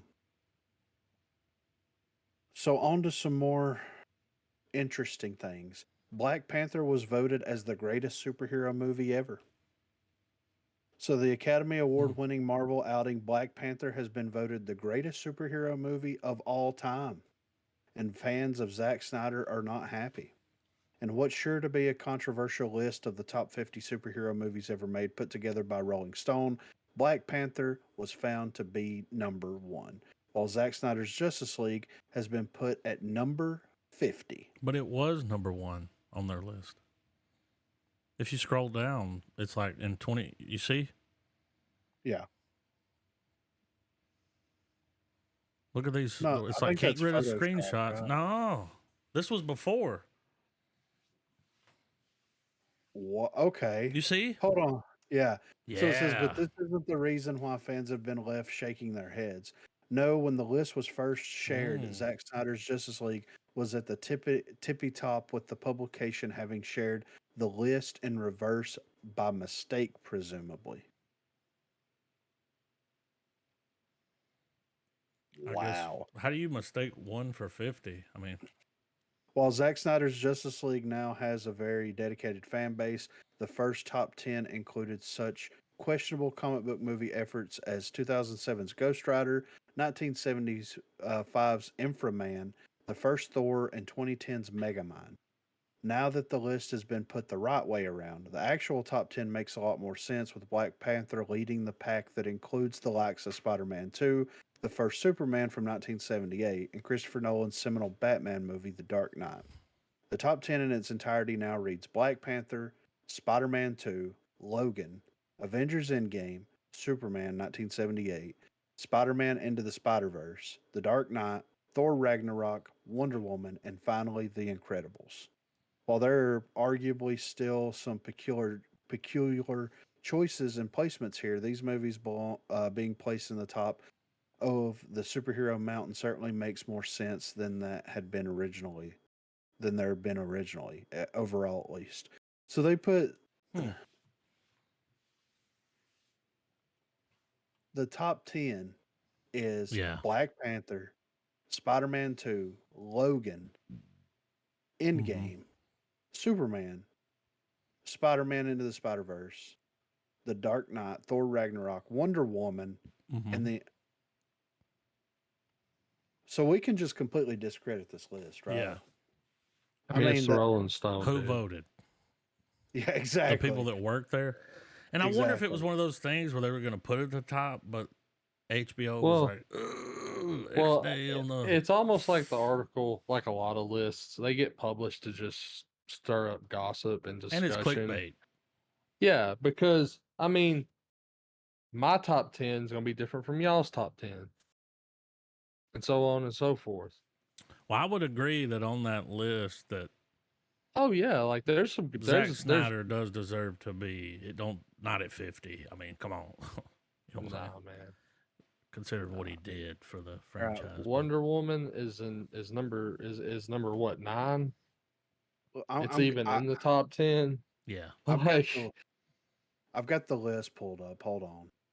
All right, so Black Panther 1, Spider Man 2, Logan 3, Endgame 4, Superman 5, Spider Man Into the Spider Verse 6, Dark Knight 7, Ragnarok 8, Wonder Woman 9, Incredibles 10, Iron Man 11, Homecoming 12, Days of Future Past 13, the original, What? the original Spider-Man 14, Guardians of the Galaxy 15, Infinity War 16, X2 17, Winter Soldier 18, Batman Mask of the Phantasm number 19, the animated one, Mm-hmm. Superman Well, 2 granted, there 20. is a bit of a cult following for that. Sure, for the Well, I Incredibles. enjoy Doctor Strange 21, RoboCop 22, Deadpool 23, Batman Returns 24, The Rocketeer 25, Darkman 26, Hellboy 27, Batman Begins 28, The Crow 29, Shang-Chi 30, V for Vendetta 31, Unbreakable 32. Unbreakable wasn't a comic book Unbreakable? though. Blade 2 33. I mean, I'm good on that list. Paint Girl Yeah. 36, Pattinson Batman 37. They put Multiverse of Madness at 39. Let's see. But I do agree with Spider-Man 2. Oh, it's top tier for Yeah, sure. dude. Yeah. I don't It- think. I don't think Logan and Endgame are so drastically different in the approach and the type of story they were trying to tell that, like, when you think of like Logan is in a league of its own. yeah. Like it's a whole other movie first and then a superhero Yeah, second. there's no crying in baseball. Yeah. And And it and Endgame is just like the build up to the 10-year, like the big sandbox battle. yeah. Like I would put Infinity War over Endgame. Yeah, oh, Wait, absolutely. was Guardians even on there? It Yeah, was in it was like like 13 or 14, yeah, 15. something like Yeah. that, yeah. And that was a top 10 Come film, on. dude. You know what I'm saying? Well, they didn't even rank Guardians of the Galaxy 2 or 3 on there. And here's my thing. I feel like even though he survived the accident that scarred him and made him who he is, Who? V, he's not a Yeah. superhero. I mean, yeah, but I don't think RoboCop's based off of a comic book either. But what I they think put the that, yeah, I think the comic came second, right? yeah. So Well, I don't these are think Rolling Stones. superhero movies, and And the first Blade movie wasn't on there, but I they don't put the think second. RoboCop's a superhero. He's a No, robot cop, Yeah. yeah. Well, not a Well, like superhero. He's just a here's cop. if it's a character that murders for the greater good, he is an anti-hero. Yeah, I don't agree with this list. yeah. It's just Especially like, weird. look, dude, I get it. You know, they're probably doing the Black Panther thing. You know, it was sad the dude died. Yeah. But I can name 50 movies that were superhero movies that were better than that movie. Yeah. Agreed. Agreed. So last up here, SAG-AFTRA defends interim filming agreements after facing criticism for allowing work during strike. Hmm. So a report by Deadline, SAG-AFTRA recently responded to the criticism regarding their decision to allow some actors to keep working during the ongoing strike. SAG-AFTRA defended the interim filming agreements, saying that they disagree with those saying that letting some movies and shows move forward could prolong the strike. Amid the strike, SAG-AFTRA's interim agreements have granted independent projects the ability to continue production as long as they agree to the Guild's terms. Deadline noted that critics of the interim agreements have included stars like Sarah Silverman, who previously referred to the actors that have continued to work as scabs, though the comedian later stated on social media, I know I just must not be understanding something. Oh, okay. In a statement to its members, SAG-AFTRA said, some have suggested that the interim agreement might prolong the strike, but we disagree. We believe the leverage created by increasing competitive pressure on the AMPTP and denying them what they want most will force them back to the table and help bring this strike to an end. The message continued. We understand that the concern that our interim agreement may produce content for struck companies to distribute. We are confident that the terms of this agreement, particularly the streaming revenue share, will make distribution of these projects through AMPTP platforms unfeasible until such as an industry wide agreement has been reached. Mm-hmm. SAG AFTRA additionally noted that before they began negotiations, the committee made the decision to allow producers who may otherwise fall within the scope of the strike order to apply for an interim agreement. Make no mistake, we are striking the AMPTP companies only, not independent productions that abide by the terms of our interim agreement. It behooves us to make this strategic move. They went on to say the interim agreement gives many of our journeyman performers and crews the opportunity to pay their rent and feed their families. This approach maintains our strength, solidarity, and upper hand with the AMPTP until they yield to the deal we deserve. The SAG AFTRA statement then added that the interim agreement is not a waiver, before going on to say it is a contract that includes all terms and conditions for producers looking to employ our members on their specific independent productions. Another part of the negotiating committee's statement declared that the interim agreement is a vital part of our strategic approach to these negotiations and to the strike. If the AMPTP continues to refuse to bargain, our strategy denies them the ability to freely make their own original productions, allowing everyone other than the AMPTP to produce content with our members. The message went on to encourage independent workers to get an interim agreement, saying we urge independent producers to apply and encourage SAG AFTRA members to work on the projects that obtain an interim agreement along with all of the other permissible work we support. SAG AFTRA wrapped things up by saying we will continue to work hard to negotiate fair compensation and safe working conditions for our members, and we thank you for your continued support through the strike. This sounds like some bullshit. I mean, a strike's a strike, dude. You don't cross the picket line, right? Well, I mean, they're thinking like here's They're like, as long okay. as it's not a big company that makes a lot Well, of money. they're like, oh, so basically what they're doing is they're holding out and they're like, we'll see A24. I'm gonna use, I don't know if they're part of it or I don't know what's going on there, but let's say A24 is like, okay, we agree to your interim agreement, right? And we're going to pull, whatever actors, crew members, all that stuff to make this project because we acknowledge the agreement, this, that, and the other. They think that that's going to give them leverage, but like look at the amount of money that an A24 movie makes versus like, you know what I'm saying? An A24 production is not going to net the same as like a big studio produced thing, right? Yeah, So, it's certainly no Pirates of the Caribbean. yeah. So it's like what like realistically like they're going to use this as leverage, but are they really gaining leverage out of that? The only way that they're going to gain leverage out of that is if people that work at these big production companies decide to like go work at these smaller production companies so that they can continue to work. But they're not. Yeah, they're just going to stay there They'll because wait. their salary. You know what I mean? They ain't Yeah, got they're to not go going to take a anywhere. pay cut. They'll wait. Yeah. So I don't know. Like I Sounds like understand bullshit. it does. I understand that them trying to use that as leverage, but it's a slippery slope because it's like, okay, well, what if they agree to it and then they decline it on the back end? You've done all that work for what? I mean, there's some shady ass people out there. You know what I'm saying? Well, So, like, Hollywood's very shady. And yeah. So at the end of the day, like, I don't know. I don't think it's going to get them where they think that it's going to get them. dude, I've Well, seen videos of people out there, like, protesting and they got signs. And a lot of them, you'll see them and it's like, well, you don't have anything going on. Yeah. Like, you were hot 10 years ago. Yeah.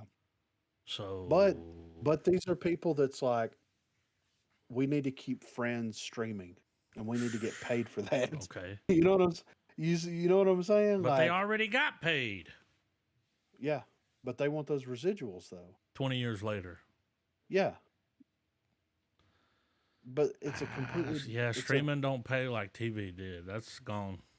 yeah, and That's that's what I'm gone. saying. Like, I think that everybody needs to like come to an understanding. You know that like, hey,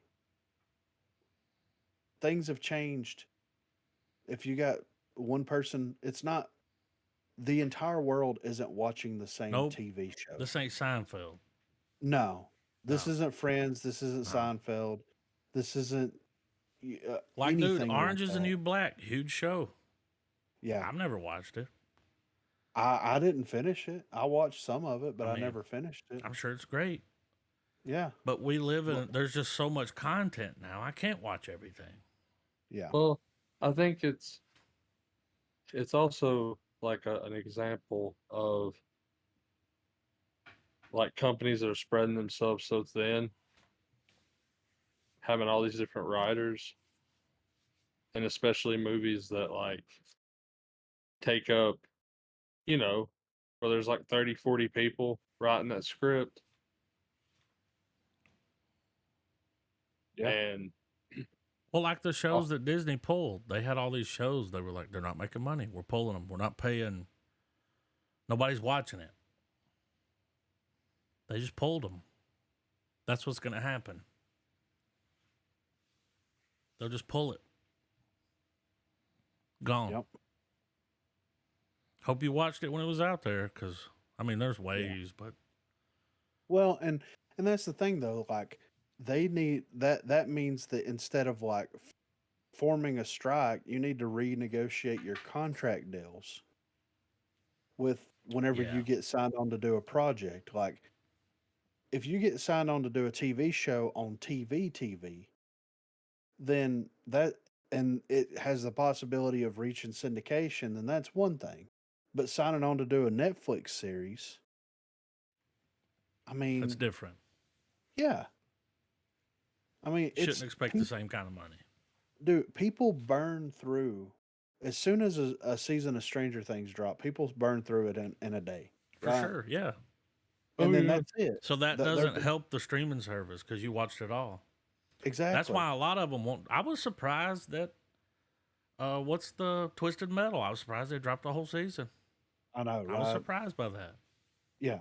Trav, So, I think Trav told me last night he's watched 7 out of what? I think yeah. it's 10. Was that your first setting? You sat down and just whoop, which is Yeah, only like 2.5 hours that you watched yeah. I've ish. got So, about. Today I watched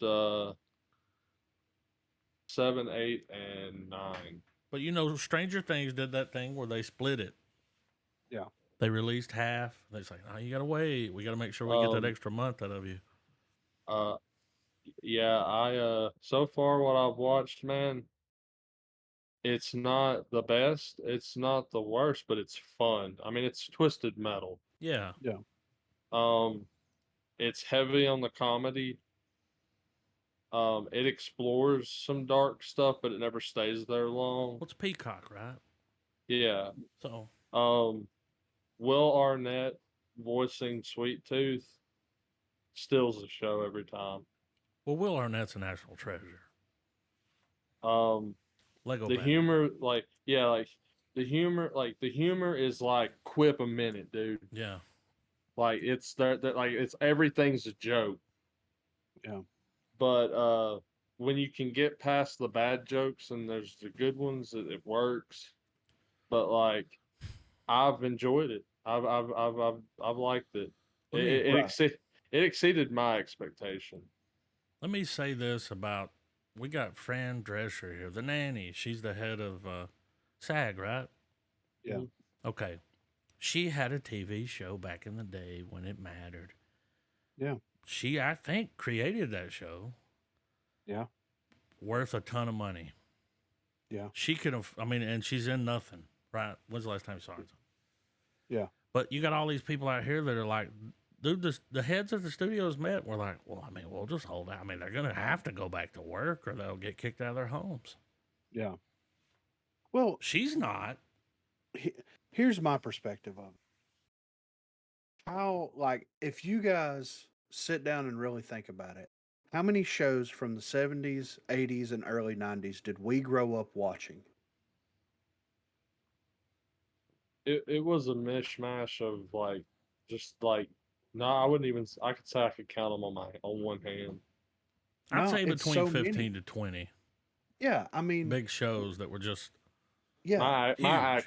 My access and interest was not that big, but yeah, at that time when I was really little, I guess. I mean, but like even into our high school years, like you had Nick at Night that Oh, it got replayed out of Oh old man, hand. shows. I loved it. Yeah, Oh yeah, it got out of you hand, you dude. had TV Land, you had Yep. TNT, you had all these Fucking TV options, stations. man. Yeah, where you all it was syndication everywhere. That's Yeah. all it was. The late 90s, early 2000s was the year of Oh syndication and reality TV. That's all it was. And now, I mean, you can't base what you should be making off of the no. fact that we grew up for the first 15 years of our lives watching stuff that was made before we were born. Yep. It's just that's the reality of it. Dude, you go on Roku now? That Roku like live TV? Yeah. Everything's got a channel. Like they got Yeah. and it just plays that show Yeah. nonstop. It's kind of Shout out to cool. classic Doctor Who channel. So I mean it's just you can't base like Nah. your career now off of the practices from 30, 40 years ago. You just can't. Nope. And I'm It's like the most you can adjust for times is the inflation with the money. Outside of that, you can't apply that same logic to that. Well, and the revenue, To it just just ain't there like it used to be. no. I and mean I'm also going streaming and making it optional Yep. is like really picking the herd Yeah, thin back because then you had to a watch it. lot of That's what's on. yeah. Yeah, like you had to Now tough there's through the way too 7, many 8 o'clock choices. snooze fest for the 9 o'clock interest and shit. Yeah. And not only that, but like how many commercials? Like there's a TikTok channel that is just Yeah. old commercials that I still Oh, remember by dude. heart. But Nostalgic. Mm-hmm. but you're not getting advertisers on No. Netflix. You're Well, not getting even the ones you do see, like Hulu has like that you don't. I'm not over here singing, freecreditreport.com. yeah, You know what exactly. I'm saying? Yeehaw! Yeah. So it's just that's the difference now.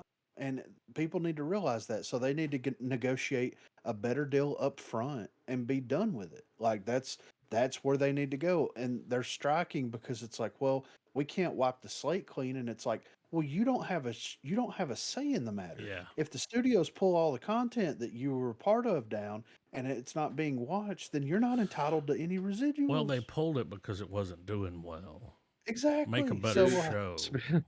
speaking of old commercials, now granted, I don't see them anywhere as much as I used to, but old toy commercials, yeah. Oh, you it don't would even see be those cereal commercials. it would Nothing. it was the most insane hype factor.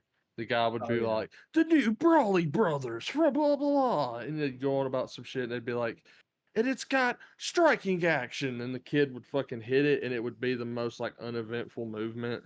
Well, when you Yeah. finally But the got the thing, it was like it's not that cool. I mean, but it made you want it. yeah.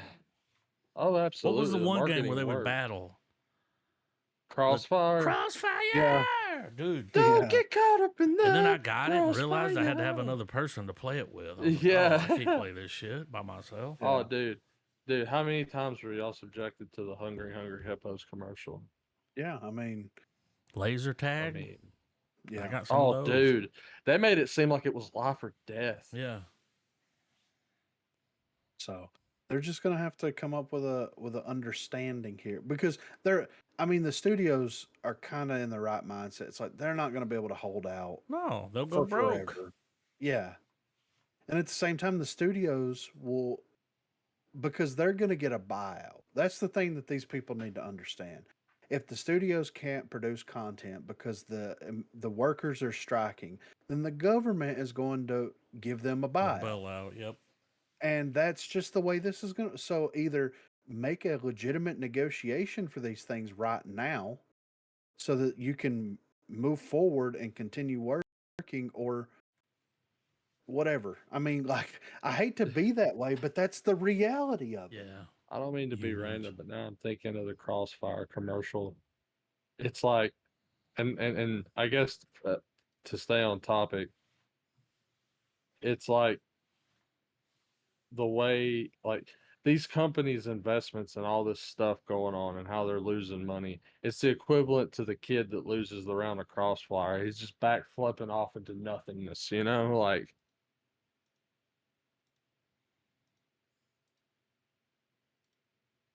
Yeah. And at the end of the day, like that game, it sounds good on paper. The marketing looks great, but then when you get it, it's fucking shit. Yeah, it ain't no hype level like that commercial was. Yeah. What's funny, let me add this at the end. For the last 3 months, there's been no late night TV. Yeah. Nobody gives a fuck. No. Nobody cares. Nobody watches that shit anyway. No. They watch clips on YouTube. What's crazy is you're right. Nobody cares. I haven't given it a No, second dude. thought. 3 months. No late night. World keeps turning. Yeah. World keeps turning. I'm ready for trailers though.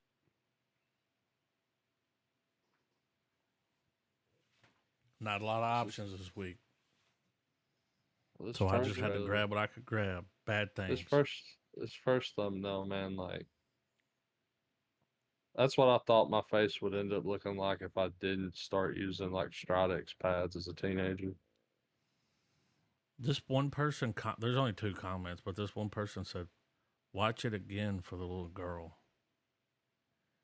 Okay. Weird. That is weird. Let's see what that means. You guys ready? Yeah. Oh yeah. 3, 2, 1, play. IGN.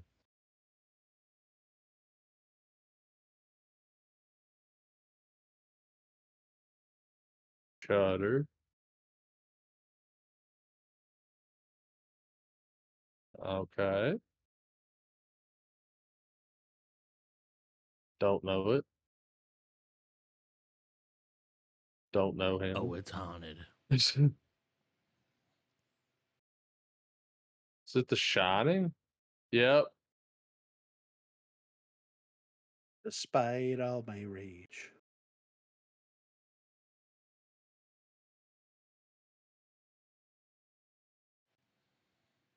Molly could still, you know. She can get it. Yeah.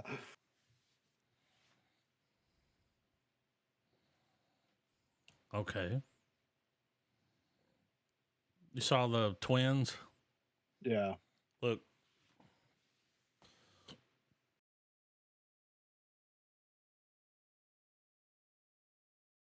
Did y'all see her hand? Mm-mm. Yep. Her fingers were cut off. Her hand was like froze and her fingers were cut off on that little girl. Okay, that made sense. Weird comment, but Yeah. At first I was like, report. So But- yeah, so it's female The Shining. Yep. I mean, it don't look terrible. No. I'm down for people losing their minds in a Yeah. hotel. Red rum. Like, I mean, she never left. Next. Oh, this is a Red Band trailer. For Redville? Sounds like a place that's only got a hardware store or Shoney's that's like not even part of Well, the it used corporation. to be a Shoney's. Yeah, Now it's a Chinese buffet. yeah. Oh yeah, they converted it, and then they turned it into a fireworks store for the Yep. summer.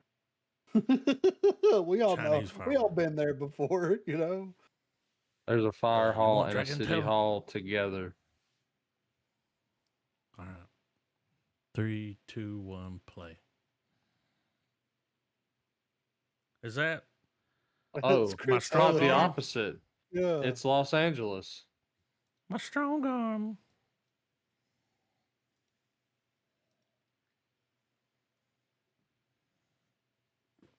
Home.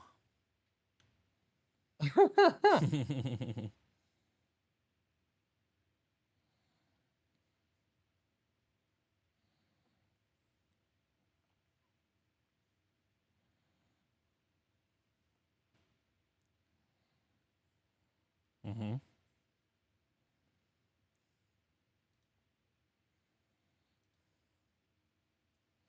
So that's not him. Oh, it is. That is Chris Elliott.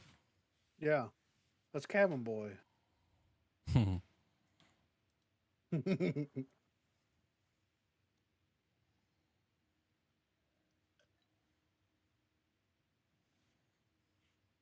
What? Different Is it tone. Redneck Matrix? I thought he was going to say Dick. Is he just gonna kill everyone in the town?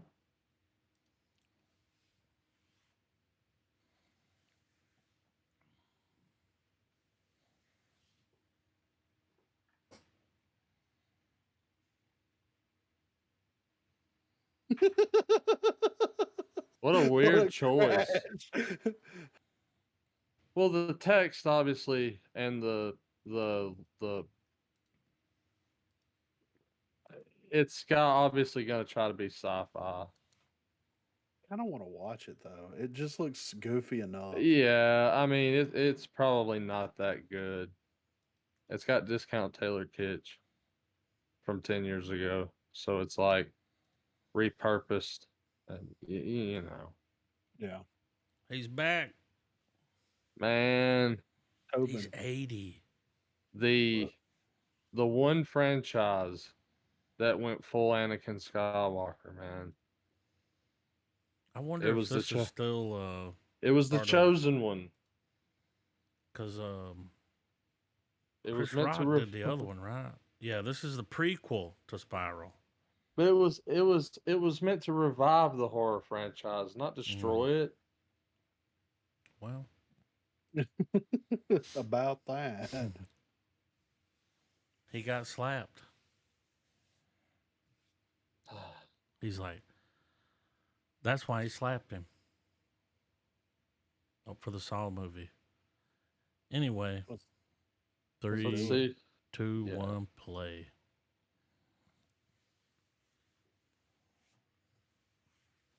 John Kramer. Mm-hmm. You know what this means? I want to play a game with you.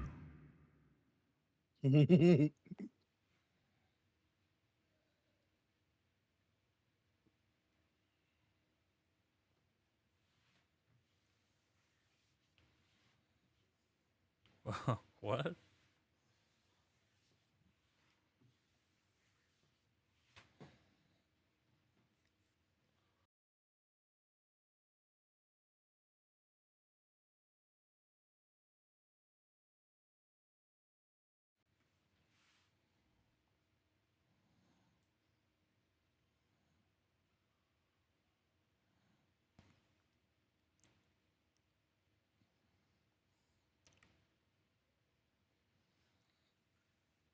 Oh. Not their fault you have cancer.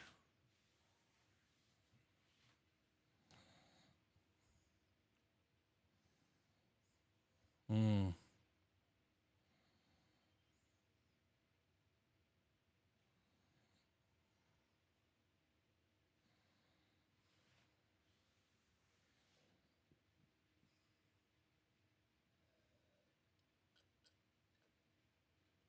Yeah, you're fucked. I like watching that channel that shows you how to beat the traps. Yeah. It's cool.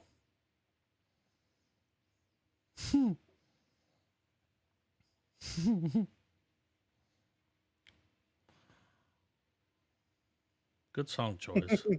Yeah, right.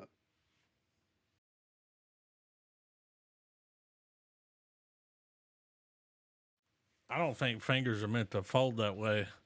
No. Oh, I don't like watching these movies. I don't do torture porn. Nah.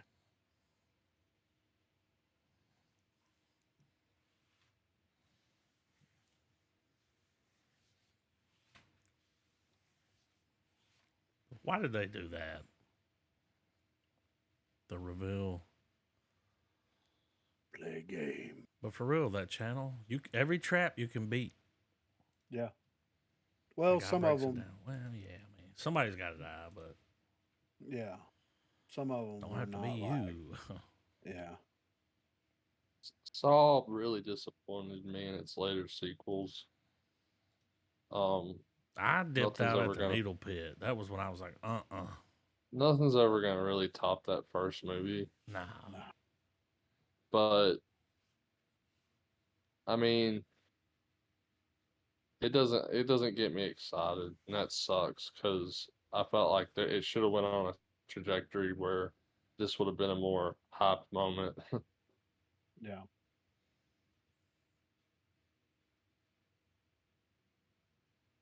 Head count. I'm here. What do y'all think it's about? Oh. Oh. I thought we were kidding. No. I mean, Don't read the description. I don't know, man. Nope. How many people you're killing? Head count? Close. Well, just It's making kinda sure clever. everyone's there. Is Make it how sure many? everybody's there. Is it how many dicks you're sucking? Nah, you'll see. Oh, okay. All right, 3, 2, 1, play. Multiple head deformity, calling it.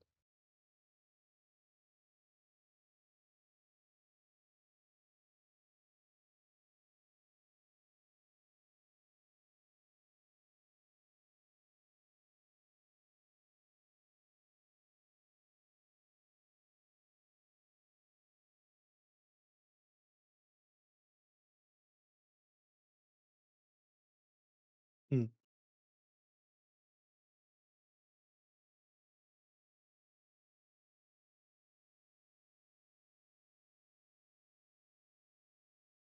What the fuck is going on?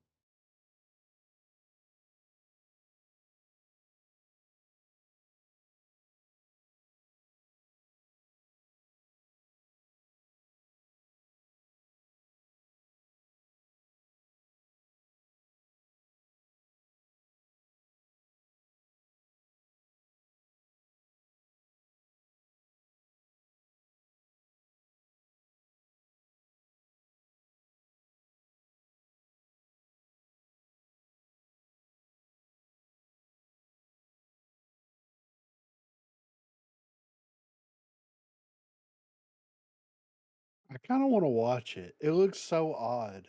I don't know. I have no idea what's even going on. Well, he's counting the bullets. Yeah. Yeah, The but guy's gonna like, shoot him, but he's like, all right. I mean, so it's like all of that's happening like within minutes. But he's like, all right, wait a minute. What did I do with the first one? Play that out, yeah,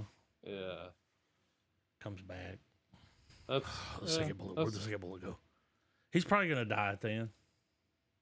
Yeah. or it's the one diversion that works. Oh, Unidentified. That's a Is this foreign- about UFOs? it is. I saw this. It looks kind of weird, but I was like, it looks interesting. It's an indie movie. It's a foreign. Less is more. Whenever it skipped ahead where it was like 20 something years, I'm like, fucking prawns, Yeah. Oh shit! Fuck's an Okay, eviction notice. so we get a time gap in this movie. Yeah. Cool. All right, 3, 2, 1, play. But it looks different. See, like that's just there. Down. Already down. So What it's the fuck's like the problem? Arrival. Yeah. That's so creepy and ominous, 29 dude. years.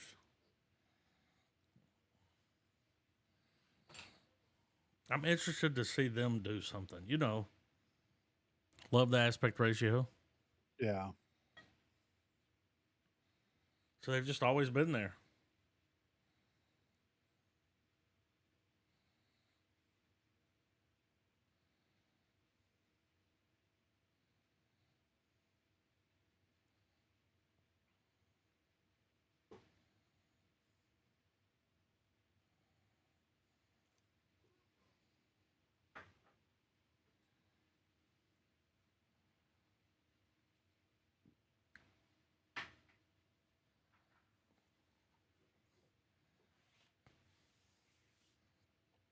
Less is more.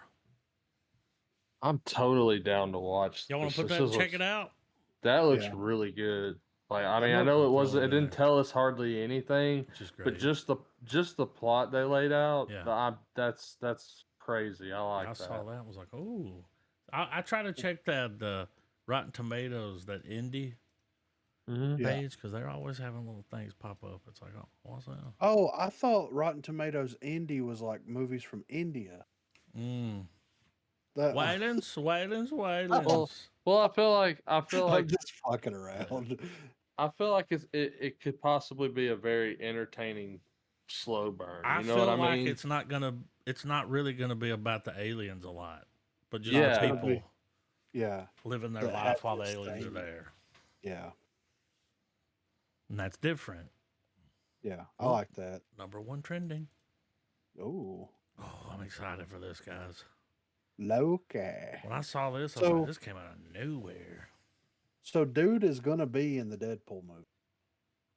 Owen Wilson is playing the same character in the Deadpool movie. That's awesome. Yeah. Okay.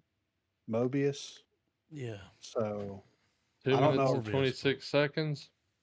If we Yeah. know Marvel, they're gonna give us a lot. I hope. Maybe Griffin, not. did you Maybe see they'll- that TikTok where Dean runs up and it's him in the suit? He's like, oh, his shadow. Yeah. Oh, dude, that's hilarious. Yeah, dude. So funny, dude. Yeah. Oh my god. You know what I Dean? All right. Hunker down. I'm fucking full screen in it. 3, 2, 1, play. Here we go.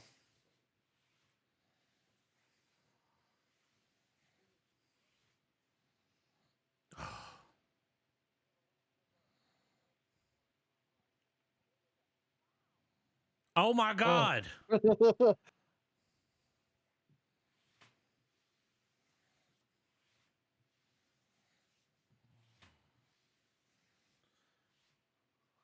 This is awesome. He did some time slipping of himself. Yeah.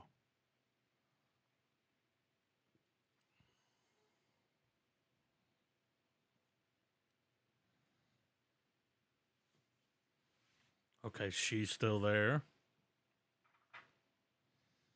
Interesting.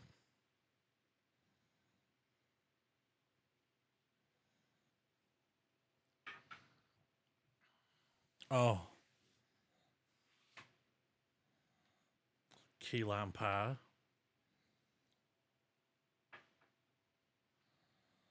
October. The chick from Lovecraft Country. You're good. He's gonna be so good at this. Oh my god.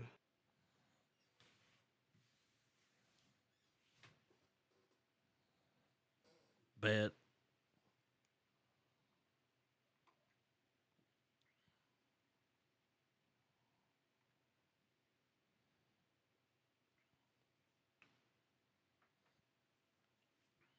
Oh. It's Frederick Tesla.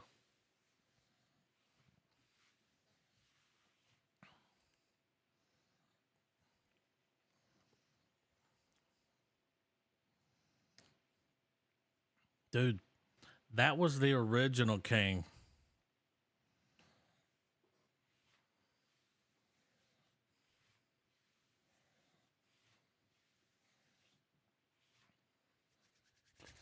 They're about to make up for that fucking secret invasion. Look, man, that looks. Don't get me wrong. No, nothing against the trailer. It looks great. Just hear me out, guys. The BBC goes all in. We get a theatrical Doctor Who story. Tom Hiddleston's the Doctor. Yeah. Would be great. He's old. He's old enough for big budget action sequences. Like he can play like an old being in a like mortal's body. Like he can nail that. Like, come on. Just make a super expensive episode of Doctor Who and cast him as one of the incarnations. I'm excited for this. I mean, I already When had are we- one picked out, then I ran across this one, and I was like, I'm gonna have to bookmark the other one because when are we not? You know, this one's. Is this next level?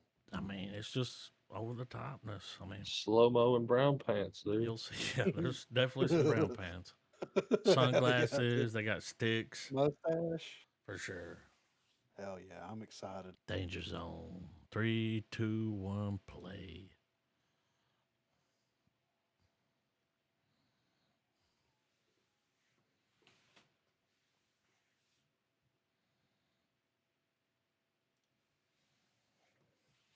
The slow mo starts, you know.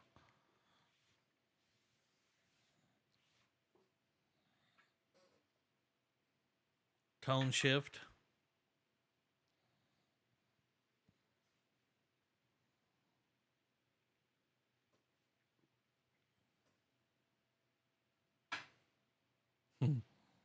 Gotta have the song. Is this post? Is this? Mm-hmm. Up. Okay. Ah. God.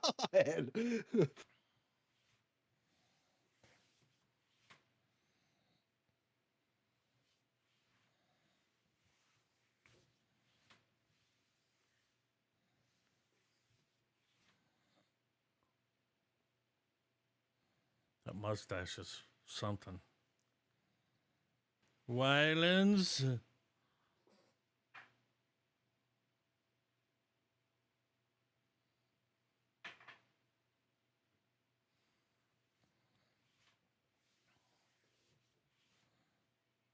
Mm.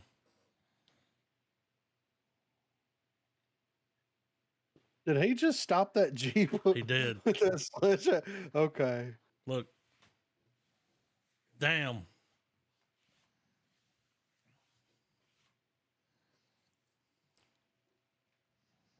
Mm-hmm.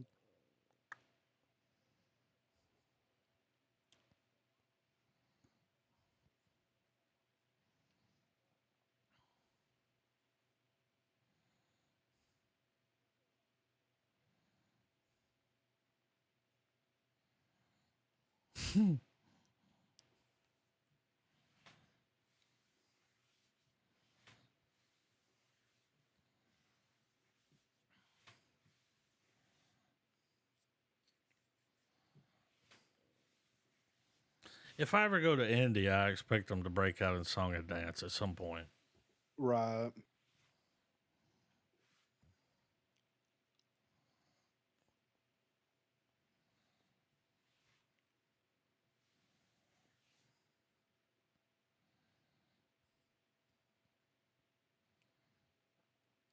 Bet. I wonder how badass or not badass an Indian like theater is, like one in like a big city or something. Because like the trailers make it seem like if you go to the movies in India, it's It's a going big to be deal. a silly goose time.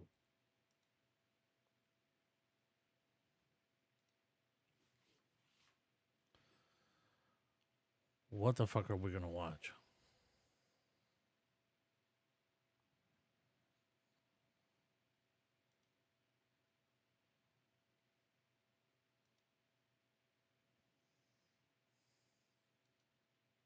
Well, so I'm leaving Thursday night to go on vacation. That's right. And then I will be back on Sunday night. So if whatever it is we watch, since we're not going to have a movie or a TV show, if we can pick something that's like 2 hours or less, that would be very helpful for me Mm-hmm. because, I'm going to be Mr. Chauffeur Yeah. for the weekend. So, is there anything that's come out I mean, there's that's a like, bunch of shit, but oh, we got to watch Sympathy this for the shit? Devil's out. Woohoo! Is that the Nick Cage? Yeah, Wait, what about Renfield? that's out. I haven't watched that. Let me look and see I'm looking it what's up. what's available here on my side that's already available. Renfield is an hour and a half. Well, we've got Renfield, we've got let's see, Sisu. Dude, that movie. Have you guys haven't watched that? Because it's. No, I'll watch it again. Yes, I'm I down. will. It's The good, Machine. dude. My grandfather loved it. He was even Is it like, "We better can than watch John Sisu Wick? again." It's different, but it's good, dude. It's super over the top, man. Just I I'm mean, I'm down. like for it. Yeah, I'm here for it. You know. Sisu, hour and a half. Yeah, let's do it. Checks in the motherfucking mail. I know. I'm certainly not saying for like next week or anything or whatever. But at some point, you guys grind out Twisted Metal and we give it a For sure, gonna review. watch it. I would. It's better than its marketing. Yeah. I mean, I give it that much. Like,